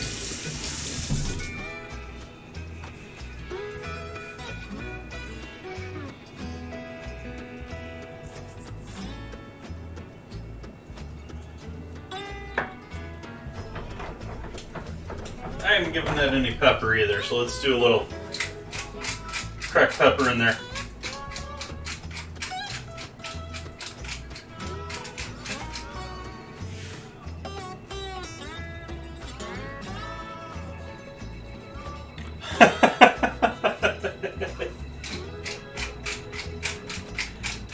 Yeah, Texas got quite the shock this past week. Hopefully you don't have any damages and just maybe had a little cold. See all the horror pictures of improperly insulated homes and all that going on.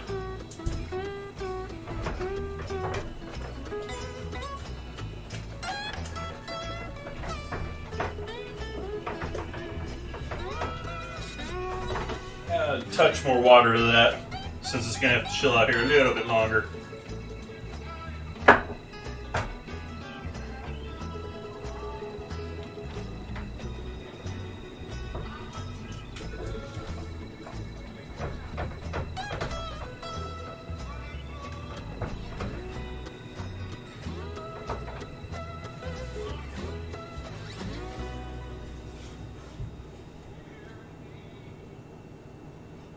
Oh. So it was a pain, but at least you didn't have any huge damages. That's good.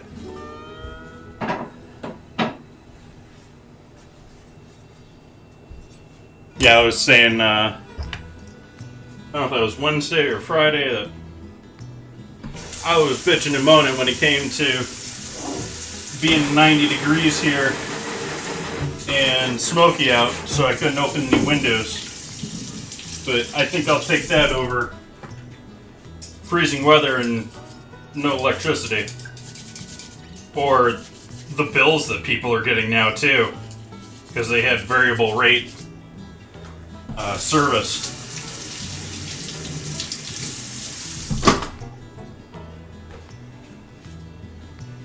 People with ridiculous bills. But then again, they had a variable rate.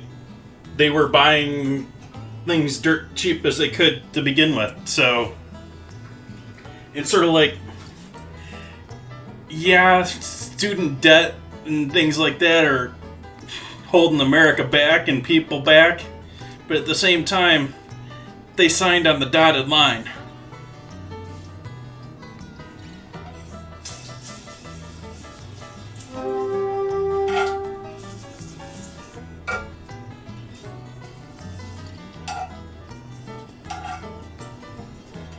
That's sort of the same thing, those people that had variable rate electricity service.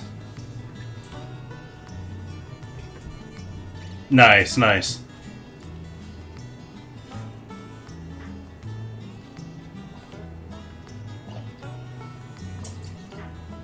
Shoot.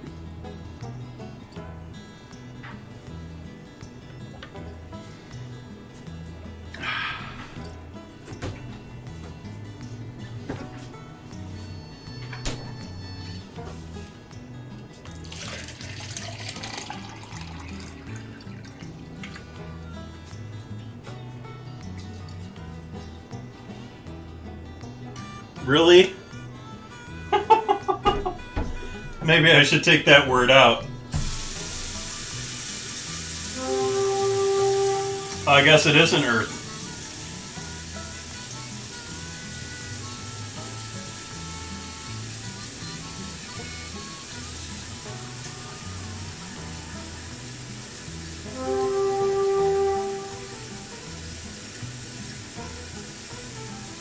I know what it is.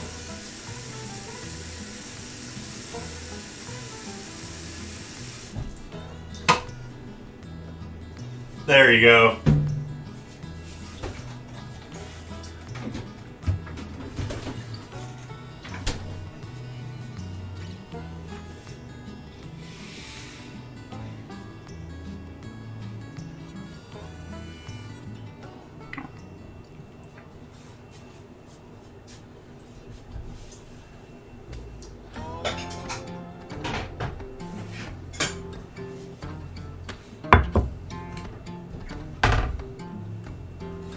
Actually, let's try the glass one.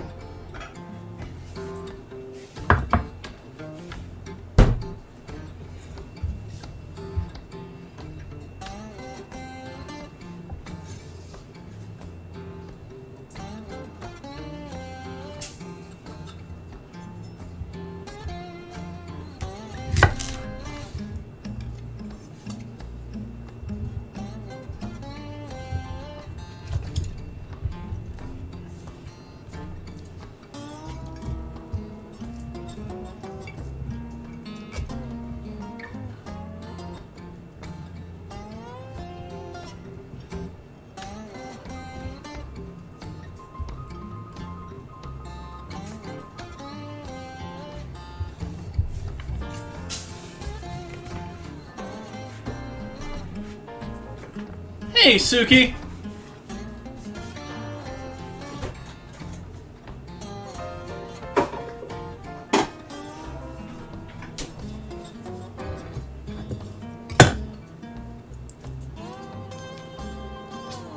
Happy Sunday to you as well.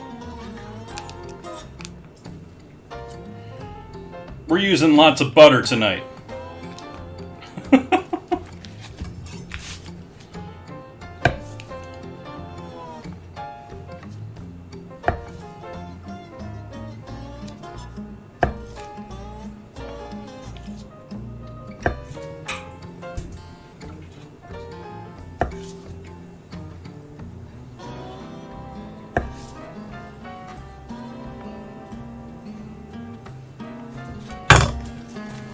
Hey, Mama Bear. Hopefully everyone's having a lovely evening.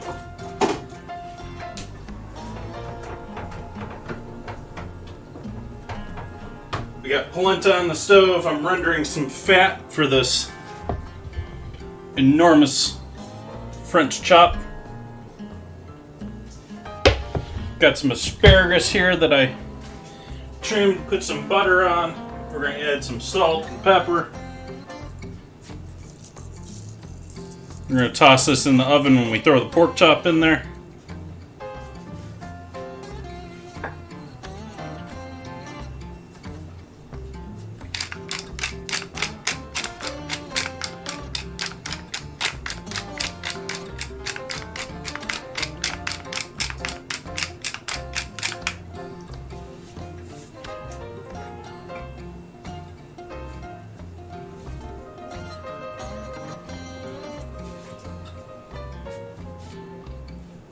Just apple cider vinegar. Just a touch. So then that butter melts and mixed with the acid. So that's ready to go. Our pork chop is pretty much ready to go. I just need to season that before we throw it in the pan. And we've got 9 minutes left on our rolls in the oven. And that's for our first check on them. So we're in a little bit of a holding pattern. Oh!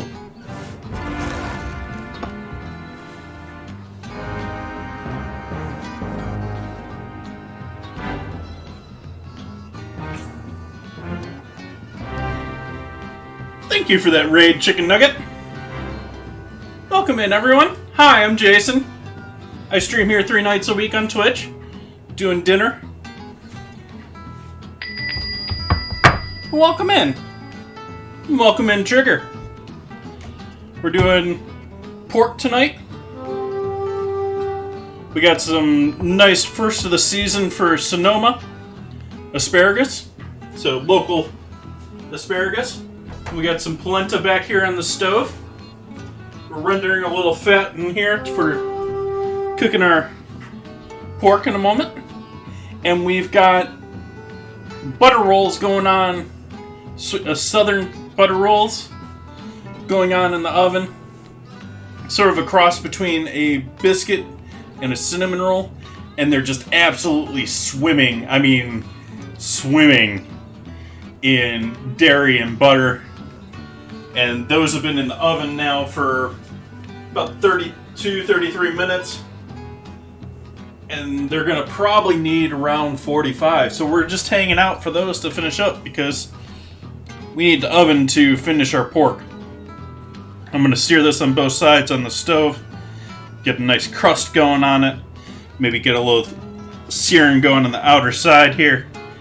And that is going to go in the oven to be finished to the right finish temp.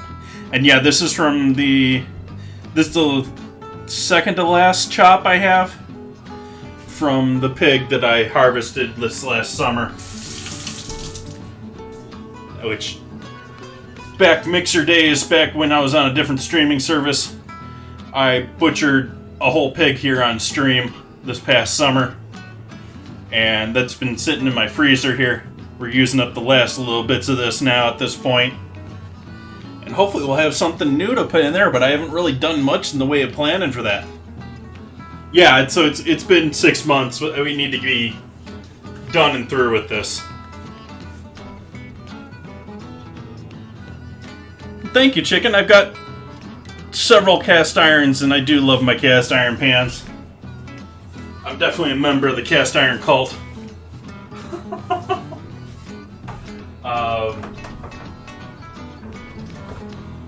We got our 3 main bad boys back here on the back burner. We've got the other half of this one over here. I normally use this one for doing bread in the oven, but because it's a little bit shallower and a little bit more sloped of a pan, I figured that might be better for this pork because this is going to be bigger than the pan. Although I could have gotten this guy going. This is my other member of the collection, the grill / griddle, which this is new to the kitchen.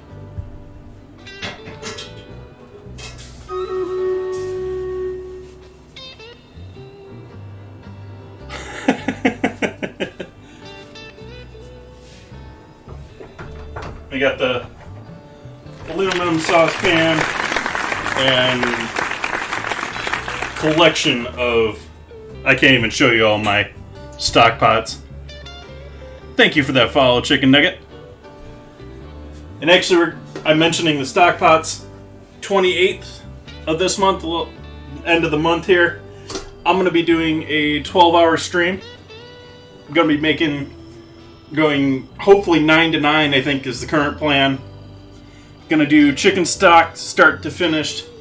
Going to do puff pastry, my own here at home. Takes forever because you got to refrigerate it You can roll it, refrigerate it, roll it, refrigerate it.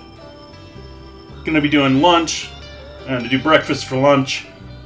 And we'll do dinner on that night too. So, all sorts of stuff going on the 28th. I did just switch over. I used to have a long list of upcoming dates of things that I'm planning for the future. I do still have that long list of them, but it's now in a Google Calendar, so you can add it to your own calendar, see what I'm up to, not have to check the site or anything like that. And it also gives you a handy timer to my next stream. Nice, enjoy your Netflix. And lastly, for anyone new coming in here, I have on Wednesdays ingredient challenges. I leave it up to you guys to vote in Discord.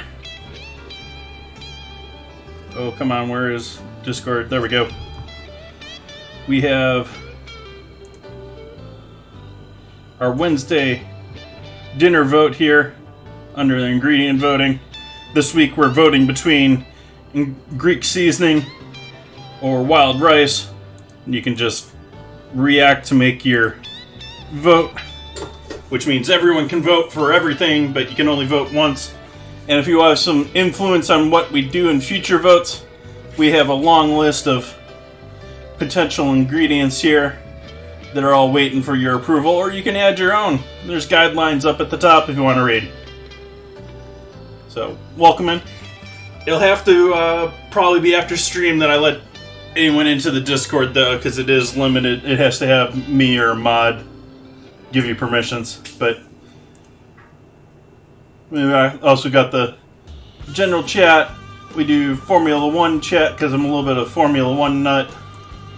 And all my food pictures are here in the food section, along with food contributions from several other members here.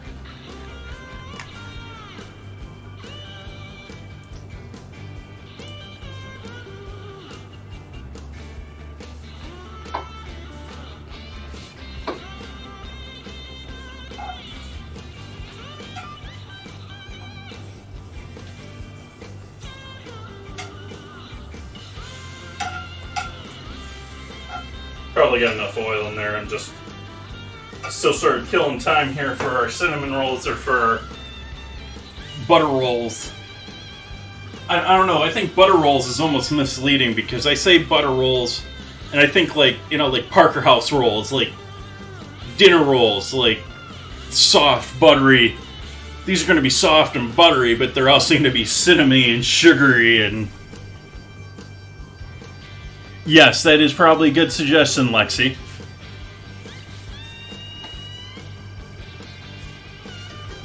How was your COD games?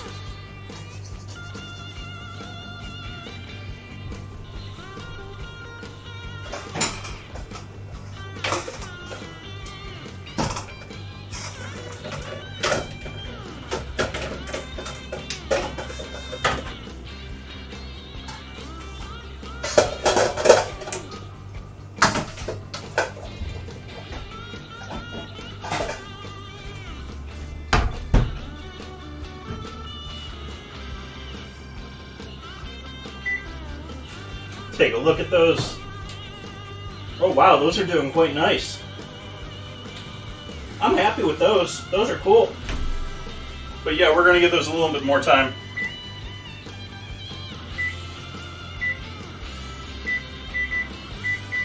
I'm going to give those the full 45 minutes.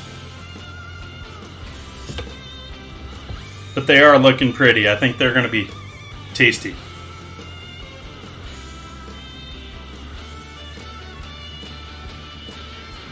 I don't know if I'm familiar with that one. Is it another Battle Royale? I'm not a huge Call of Duty junkie. I never really got caught into it. I've watched a decent amount of it, but I haven't played it at all.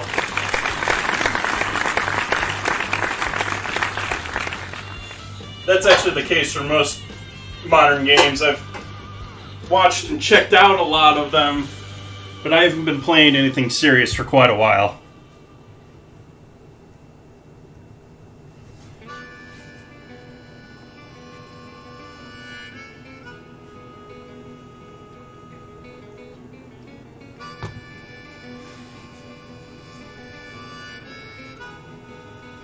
Oh, we got another zombies. Is it like a battle royale where you have zombies coming after you, or?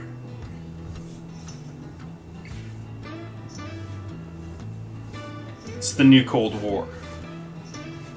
Okay. I'm gonna have to check that out. I'm not familiar with that.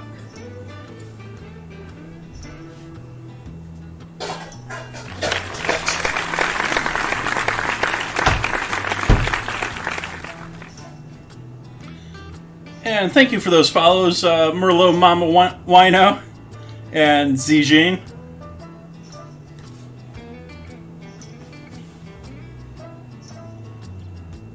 In the right place if you're a wine fan.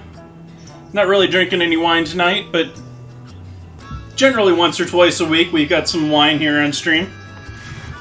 I live in Sonoma County, so local hookup, but lots of great options, but I still stick to the $10 supermarket wines for the most part.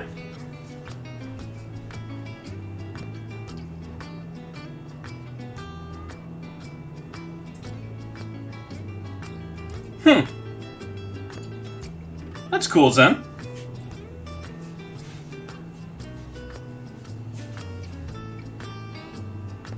Grape juice isn't bad. Actually, what I'm going to toy with here is I have been buying yerba mate in cans, and it's a bit pricey. I've been enjoying it, but I've been looking for ways to do a little cheaper, and so I went and bought some bagged yerba mate, and I'm going to try doing cold yerba mate and adding some fresh fruit juices to it and see how that works, because I think these ones that I'm drinking here out of the cans are basically just a hint of fruit juice with that.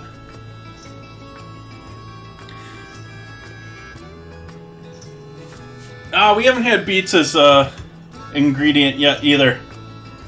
Welcome in, Doug. How you doing tonight? Oh, we're waiting on stuff to come out of the oven right now. We got our pork and asparagus ready to go. We got our polenta basically done back here on the stove. But we got rolls in the oven that need another minute or two.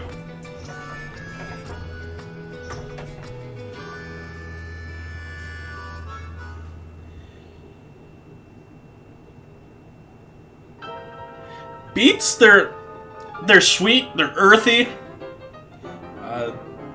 Don't do ton of beets because they're not my favorite. But actually, a majority of the sugar that you buy here in the U.S., I think, comes from sugar beets, which are not the darker beets that we typically find at the stores. Yeah, I do plan on cooking that, Doug.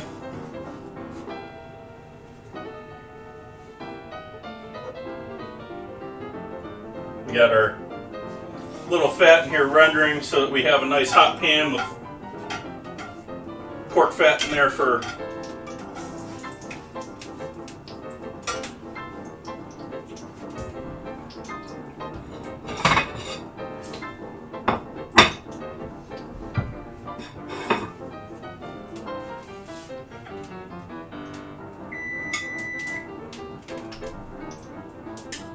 that's our timer going off again for our rolls. Let's give those another look.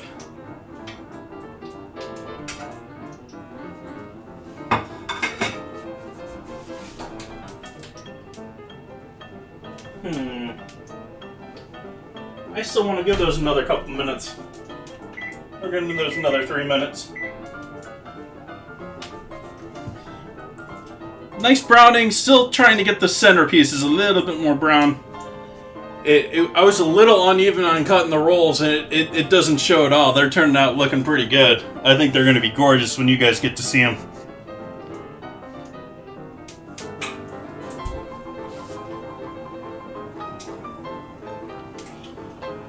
Durian to me is boring. I've had it before when I visited China. It's like very stinky smelling banana pudding. It's creamy, it's fruity like banana, but yeah, the smell just makes it ugh. But no, I'm looking for challenges with this trigger. I'm not looking for like odd ingredients. I'm looking like I really liked the like after 8 dinner mint challenge and the fried chicken. I'd love to do. I mean, like I'm expecting people to throw pizza and tacos and other random stuff on there.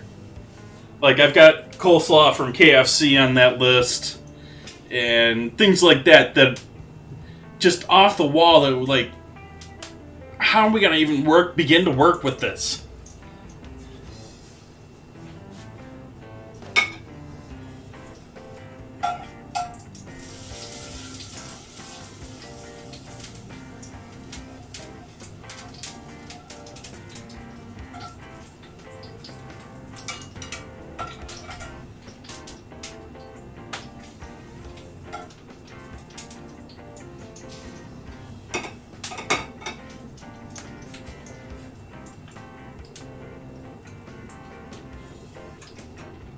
Our pan's lightly smoking there. I'm trying to turn it down a little bit here.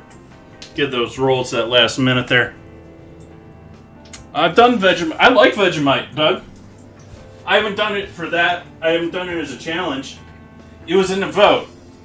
Actually, it was one of them that it lost a vote once. But I bought it anyways. And I've been using it ever since. I love this stuff.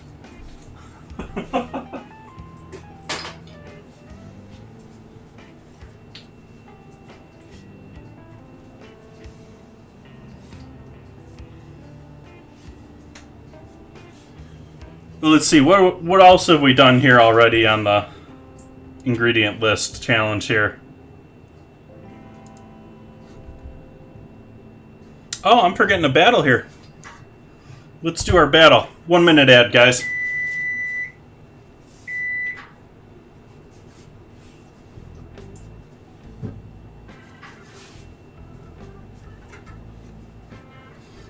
And those on the ad, unfortunately, get to miss out on me pulling these rolls out.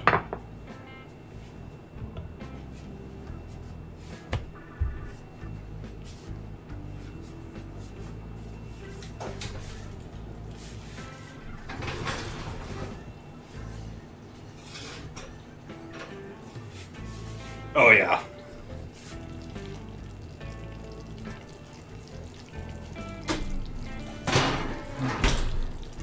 I'm happy with that. What do you guys think?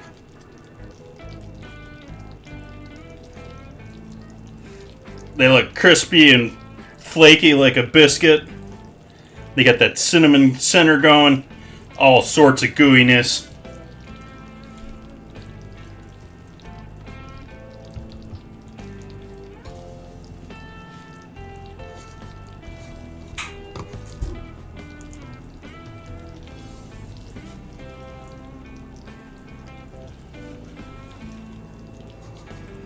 Nice. Good day to have one. Let's do our Stream Raiders battle.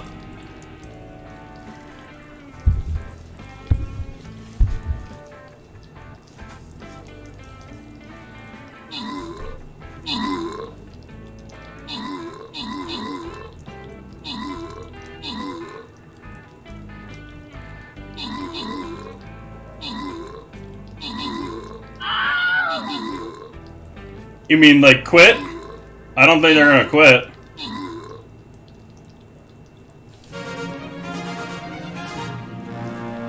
Victory. Raven Slock with the kills. Welcome in. Head Mama Bear and Zen Mobius with the rewards. We'll do one more of these tonight. But we're getting close here. Going to continue putting out helpers here. Enemies have reeled over time, so let you guys figure out where to put them when they pop up. But going back to the Discord here real quick, go over a couple of the past ingredients here since we were talking about that earlier. This Wednesday was Tony Cacciari's Creole seasoning. We had spinach. I've done charcoal, pickled ginger, or ramen one, not pickled ginger, ramen one. That one. Cheese balls, taro, fried chicken, crickets. Crickets was a one. Candy corn, after 8 dinner mints, Fruit Loops, string cheese, eggnog, donuts, Twinkies, Pop-Tarts, gummy worms, Pocky, and popcorn. So that's all the past weeks that we've done here already. We've been doing this for a little while now.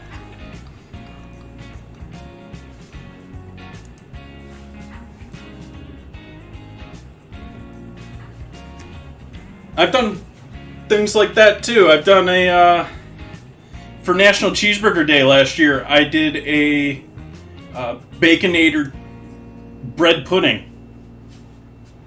But we're going to get going on this pork now. So we're going to turn the heat up here on this pan back here. And we're going to give this a good salting.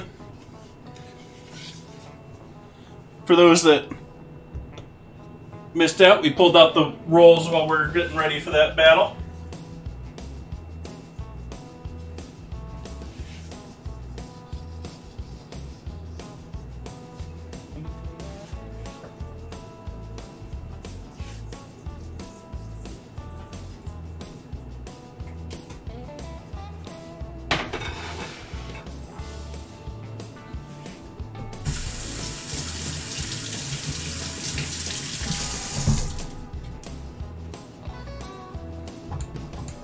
Like, I'm not real... Oh. Like, I'll do tacos, but I don't want, like... I've already had one person sort of like, well, we want ramen dinner. We want everything that's in the ramen dinner. I want one ingredient. But yeah. Like, if you want a specific burger or a specific type of taco or... Yeah.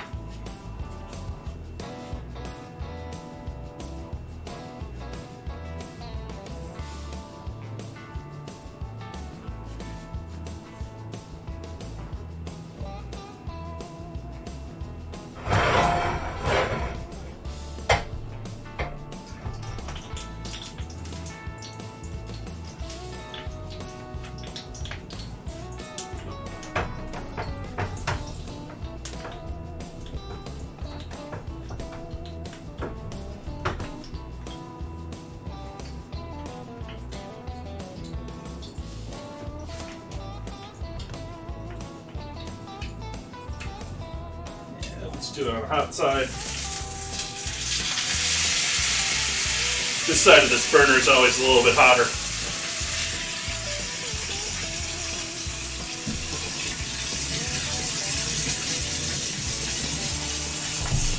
Throw our asparagus in the oven.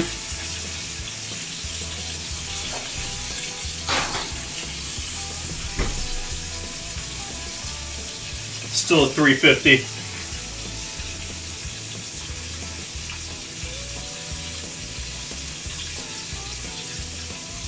But yeah, these are looking... I'm going to get a photo of these before we break into them.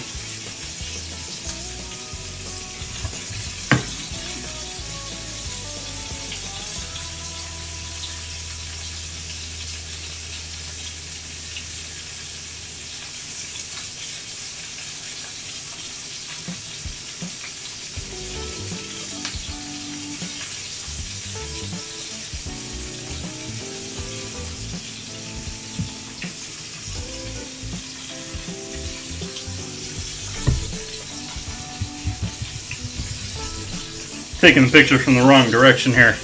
Get the small one down here, and the big one back there, so that they look more even in the photo. It's the first time I've done this recipe, and so I ended up starting cutting them a little too large. But I think those turned out gorgeous, especially for a first time. Let's salt the other side of our piece of pork here while we're cooking that.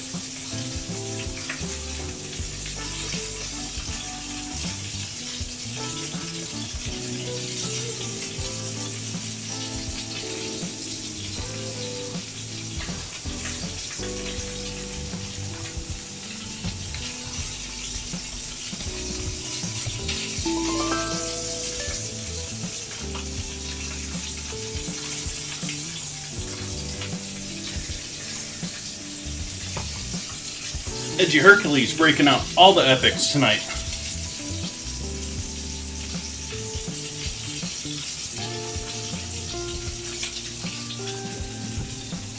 Let's see what we got here. I think we'll use one of these small little bowls. Do you want to use... Oh, let's use one of these. This will work.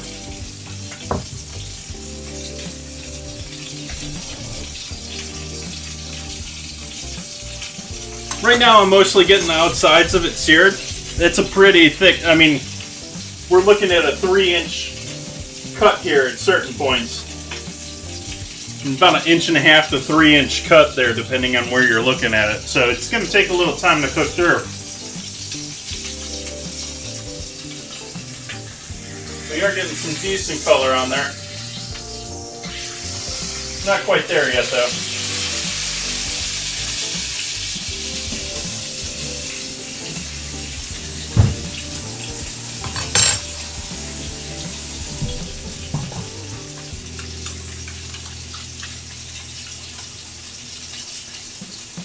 Yeah, I'm going to sear it and then put it in the oven, Doug.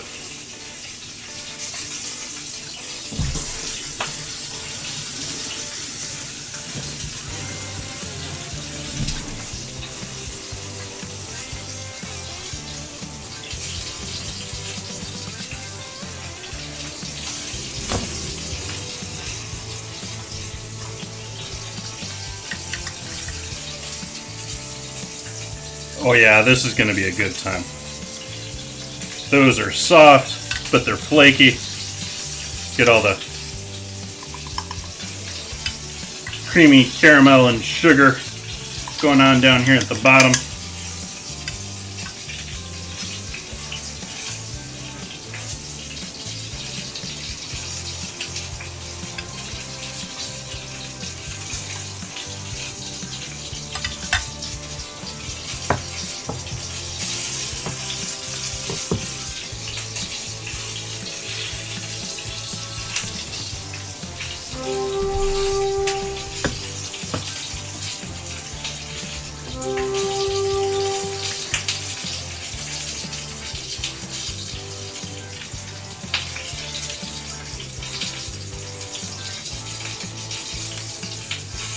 It's about ready to be turned now, but let me take this photo here first.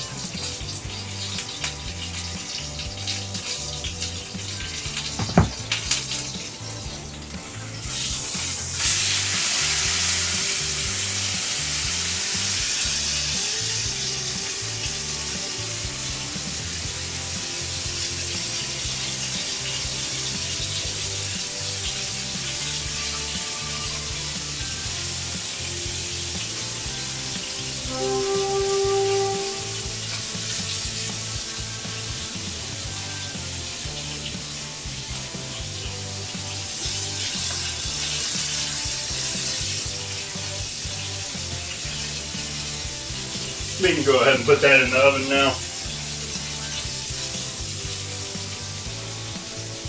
To finish up.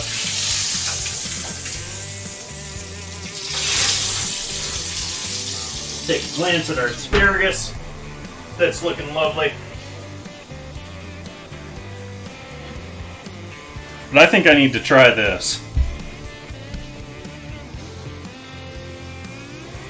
Oh yeah. Just fluffy baked.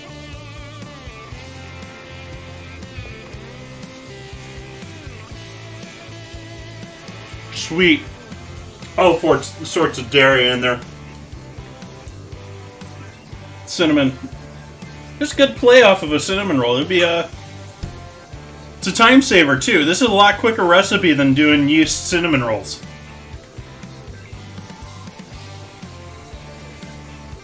If you weren't like me and actually remembered to buy the sweetened condensed milk,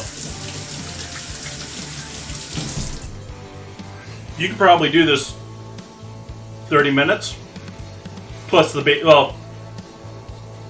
maybe 15-20 minutes for putting it all together, and then baking it and did 45 minutes in the oven or so. You could do that in a little over an hour. Versus yeast, you're going to have to let it rise at least an hour just to get going. But yeah, I'm gonna save the rest of that. That's good.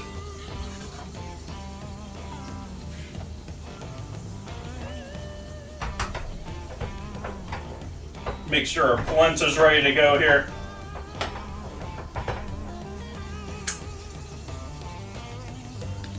Ooh, maybe a little heavy on that garlic.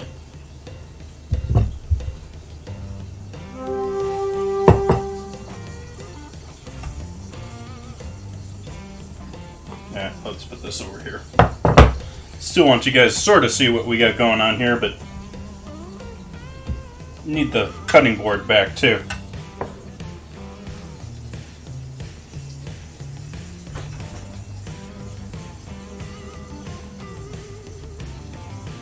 Let's use some of those since we need to use those up.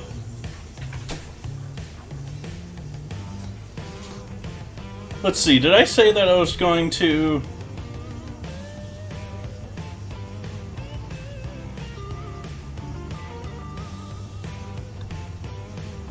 Nope, I didn't. Okay. I didn't say I was going to make a salad, so I'm not going to make a salad.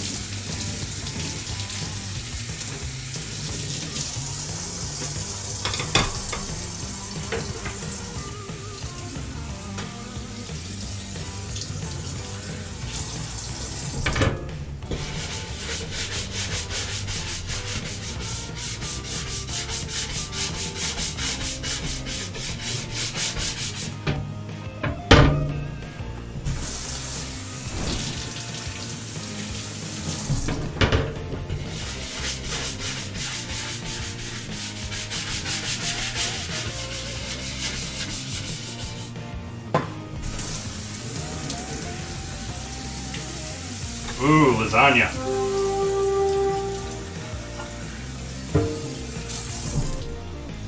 I'm going to actually attempt, this is going to be early next month, but I'm going to try and do a 23-inch tall piece of lasagna next month. And 23 inches because the width of my oven is 23 and like a quarter. And so I'm going to try and do a lasagna the entire size of my oven here.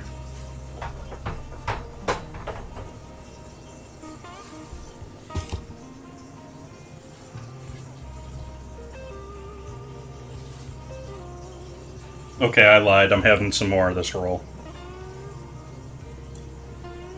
It's just so soft and it's good stuff, guys.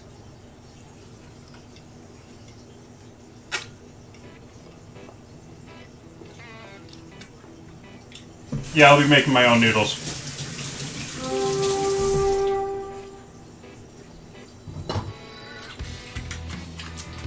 Probably gonna have to do a double batch on the dough.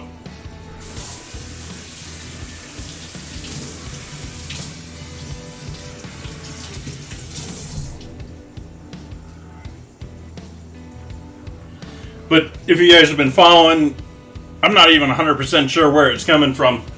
But just about everywhere I'm looking in food and drink right now, people are asking the question whether you can take a lasagna and stack it and count it as one lasagna.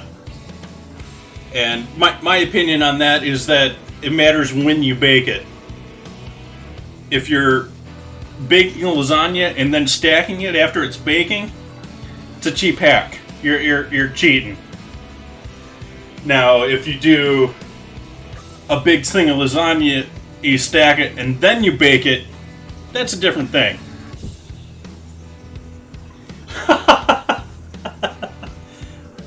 I've heard other things too about where they came, but that's hilarious, Serena.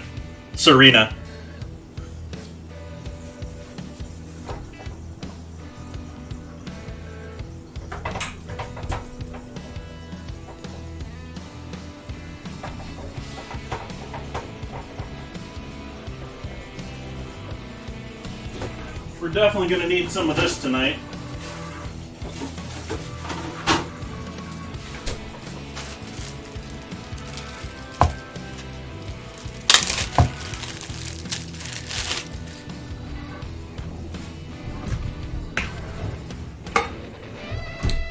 I'm going to have to do a little prep work for that one.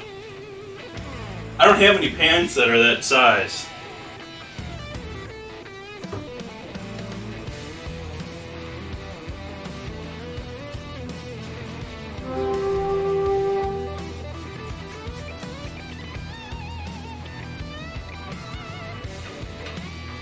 So that's just the flavoring cheese.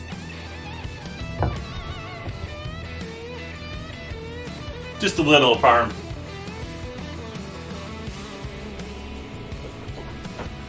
We'll add a bit more garnish.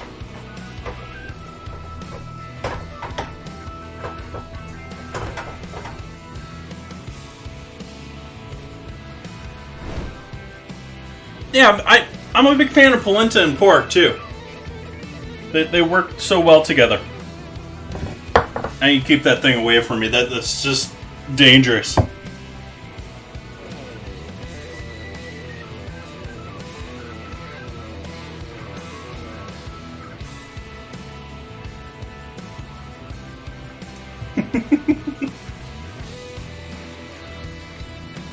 No, it's cool enough to handle.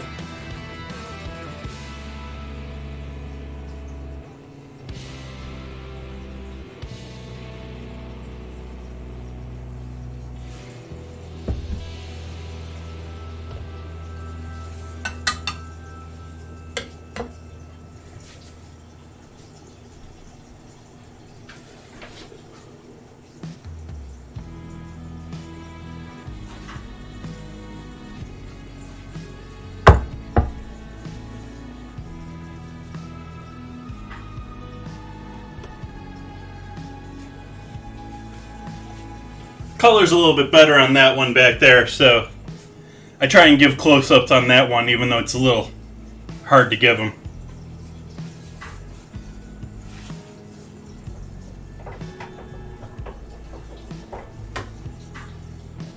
These are just the cheap wood cams. They're small little guys. That one's actual HD camera.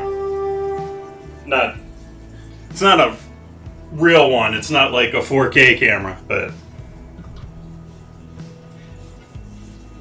does the job.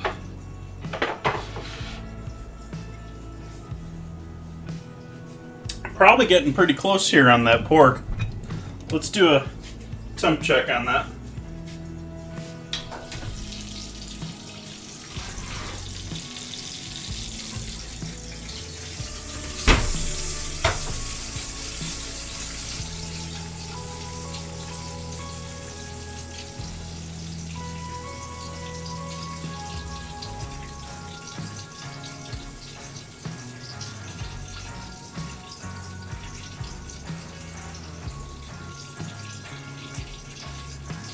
Nope, that needs a little bit more.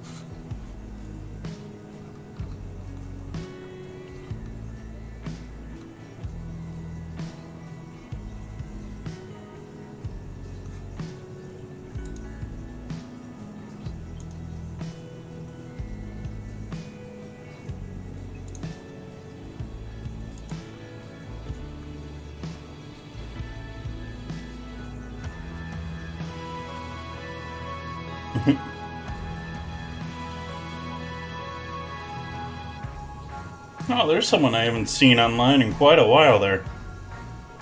Sort of looking here ahead of time here who we can share the love with when that pork finishes up.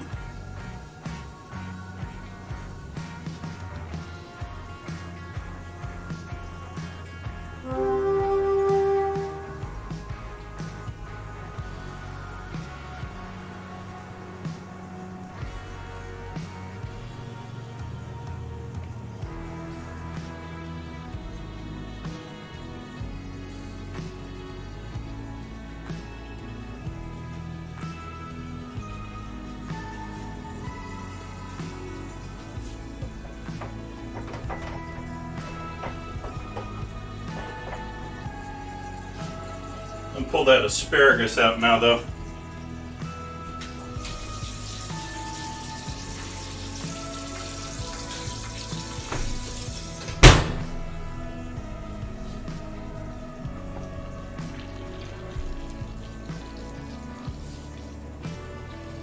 That's looking nice too.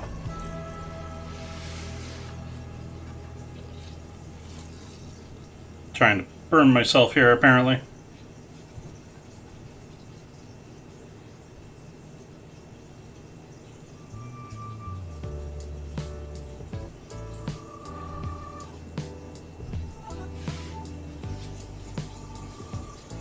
We'll hit those with a touch more salt.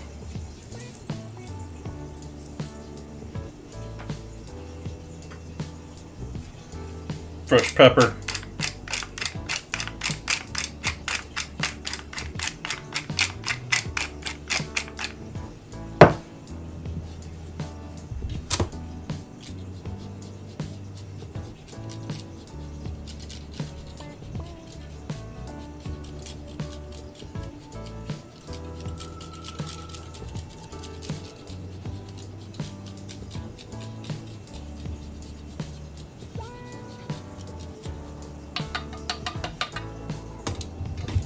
And back in the oven.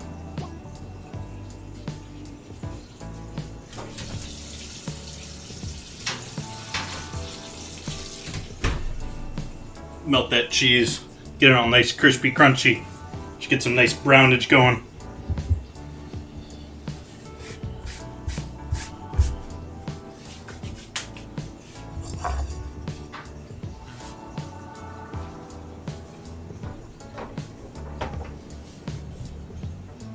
I think I'm going to do side dishes tonight.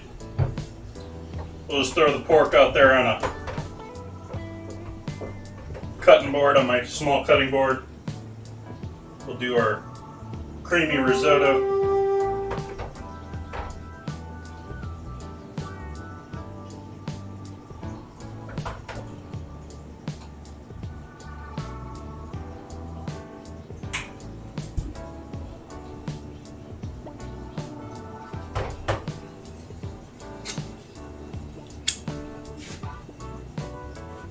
Give that a healthy pile of parm.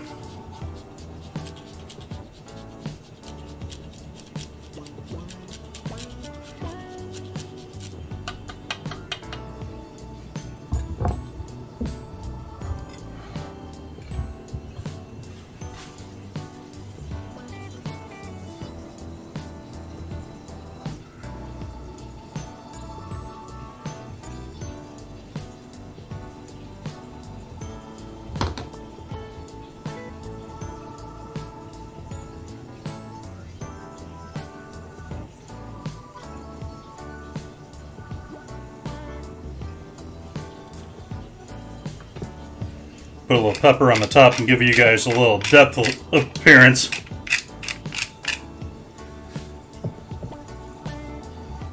Just a little Parmesan on top of there.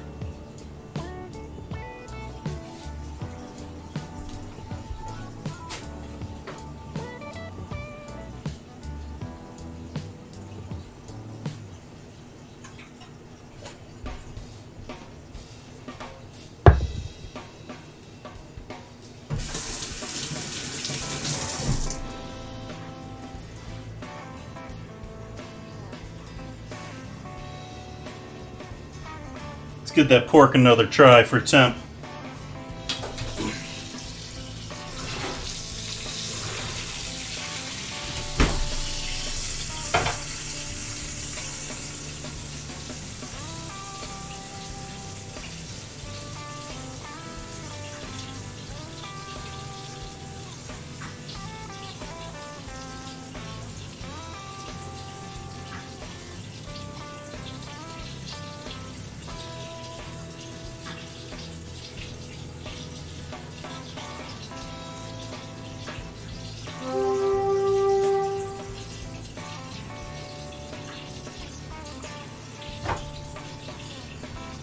I don't know if I'm trusting this tonight. I think I'm going to go with that. probably use a little bit longer, but I'm gonna live with it. It's got a nice crust on the outside.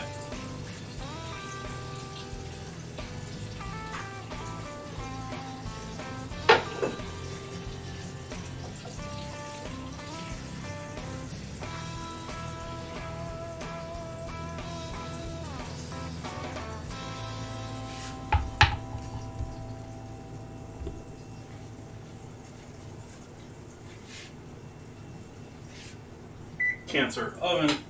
Turn off the fan.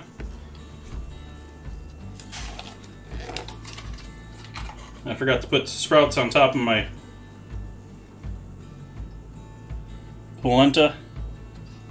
But these are mustard slash wasabi sprouts. They're extremely spicy. They're like wasabi with a little bit of chew to them. So it'll be great in there as well.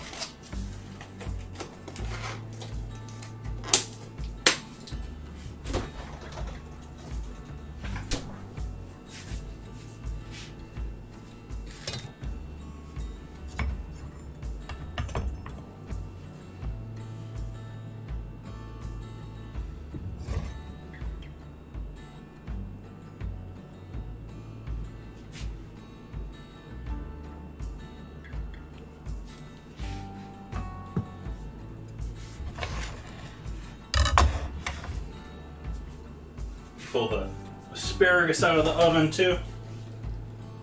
We didn't get much in the way of browning action there. I was hoping for a little.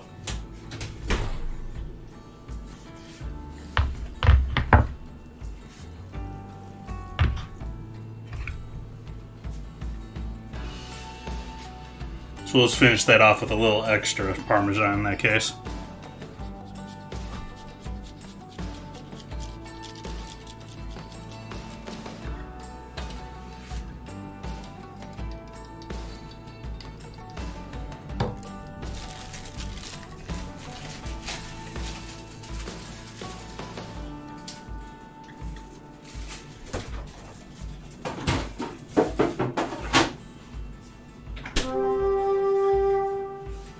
Battle, last battle.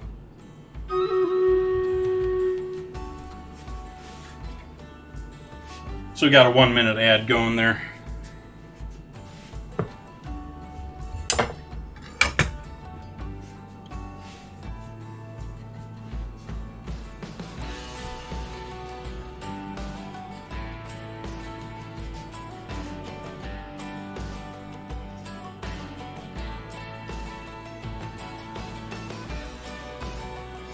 Yeah, these things are delicious and absolutely a hack over doing the traditional yeast rolls. I mean, there's something to be said for those light and fluffy cinnamon rolls, but these are flaky and tender and sugary and milky, and they actually get a little bit of a crisp going on the top, too. It's a nice alternative.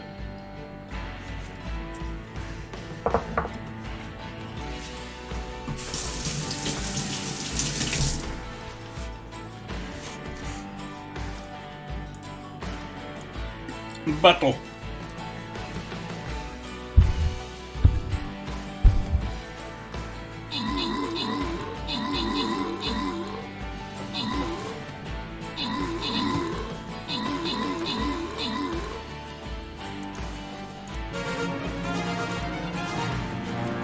Victory. Zen Mobius with the kills. Edgy Hercule with the assists. Zen Mobius and Fang Mermaid with the rewards. And me with some rewards too.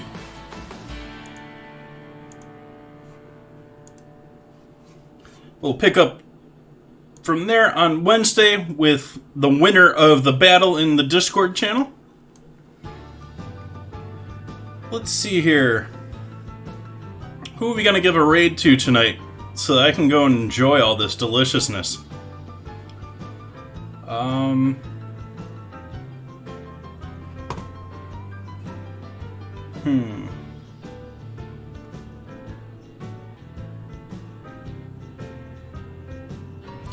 don't we go hang out with Salty? I haven't rated Salty, I don't know in how long. He wasn't streaming cooking for a little while there, and he's back to cooking streaming. Or streaming cooking. Great creator. Great dude.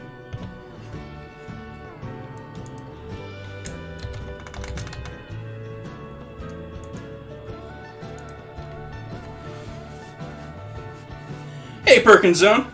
Welcome in. Epic Wolfie.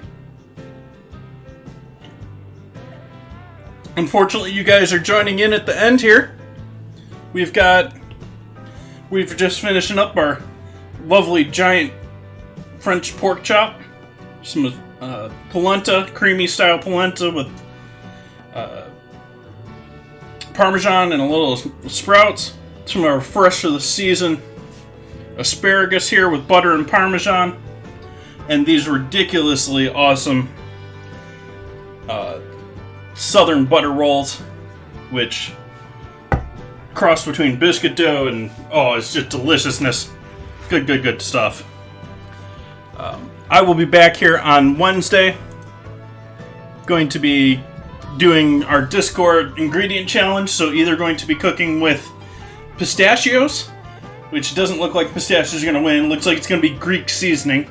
So I'm going to have to do Greek seasoning for dinner and dessert here on Wednesday. Should be an interesting time. Hope you guys come and join me for that. Otherwise, we've got lasagna coming up. We got a 12-hour stream on the 28th.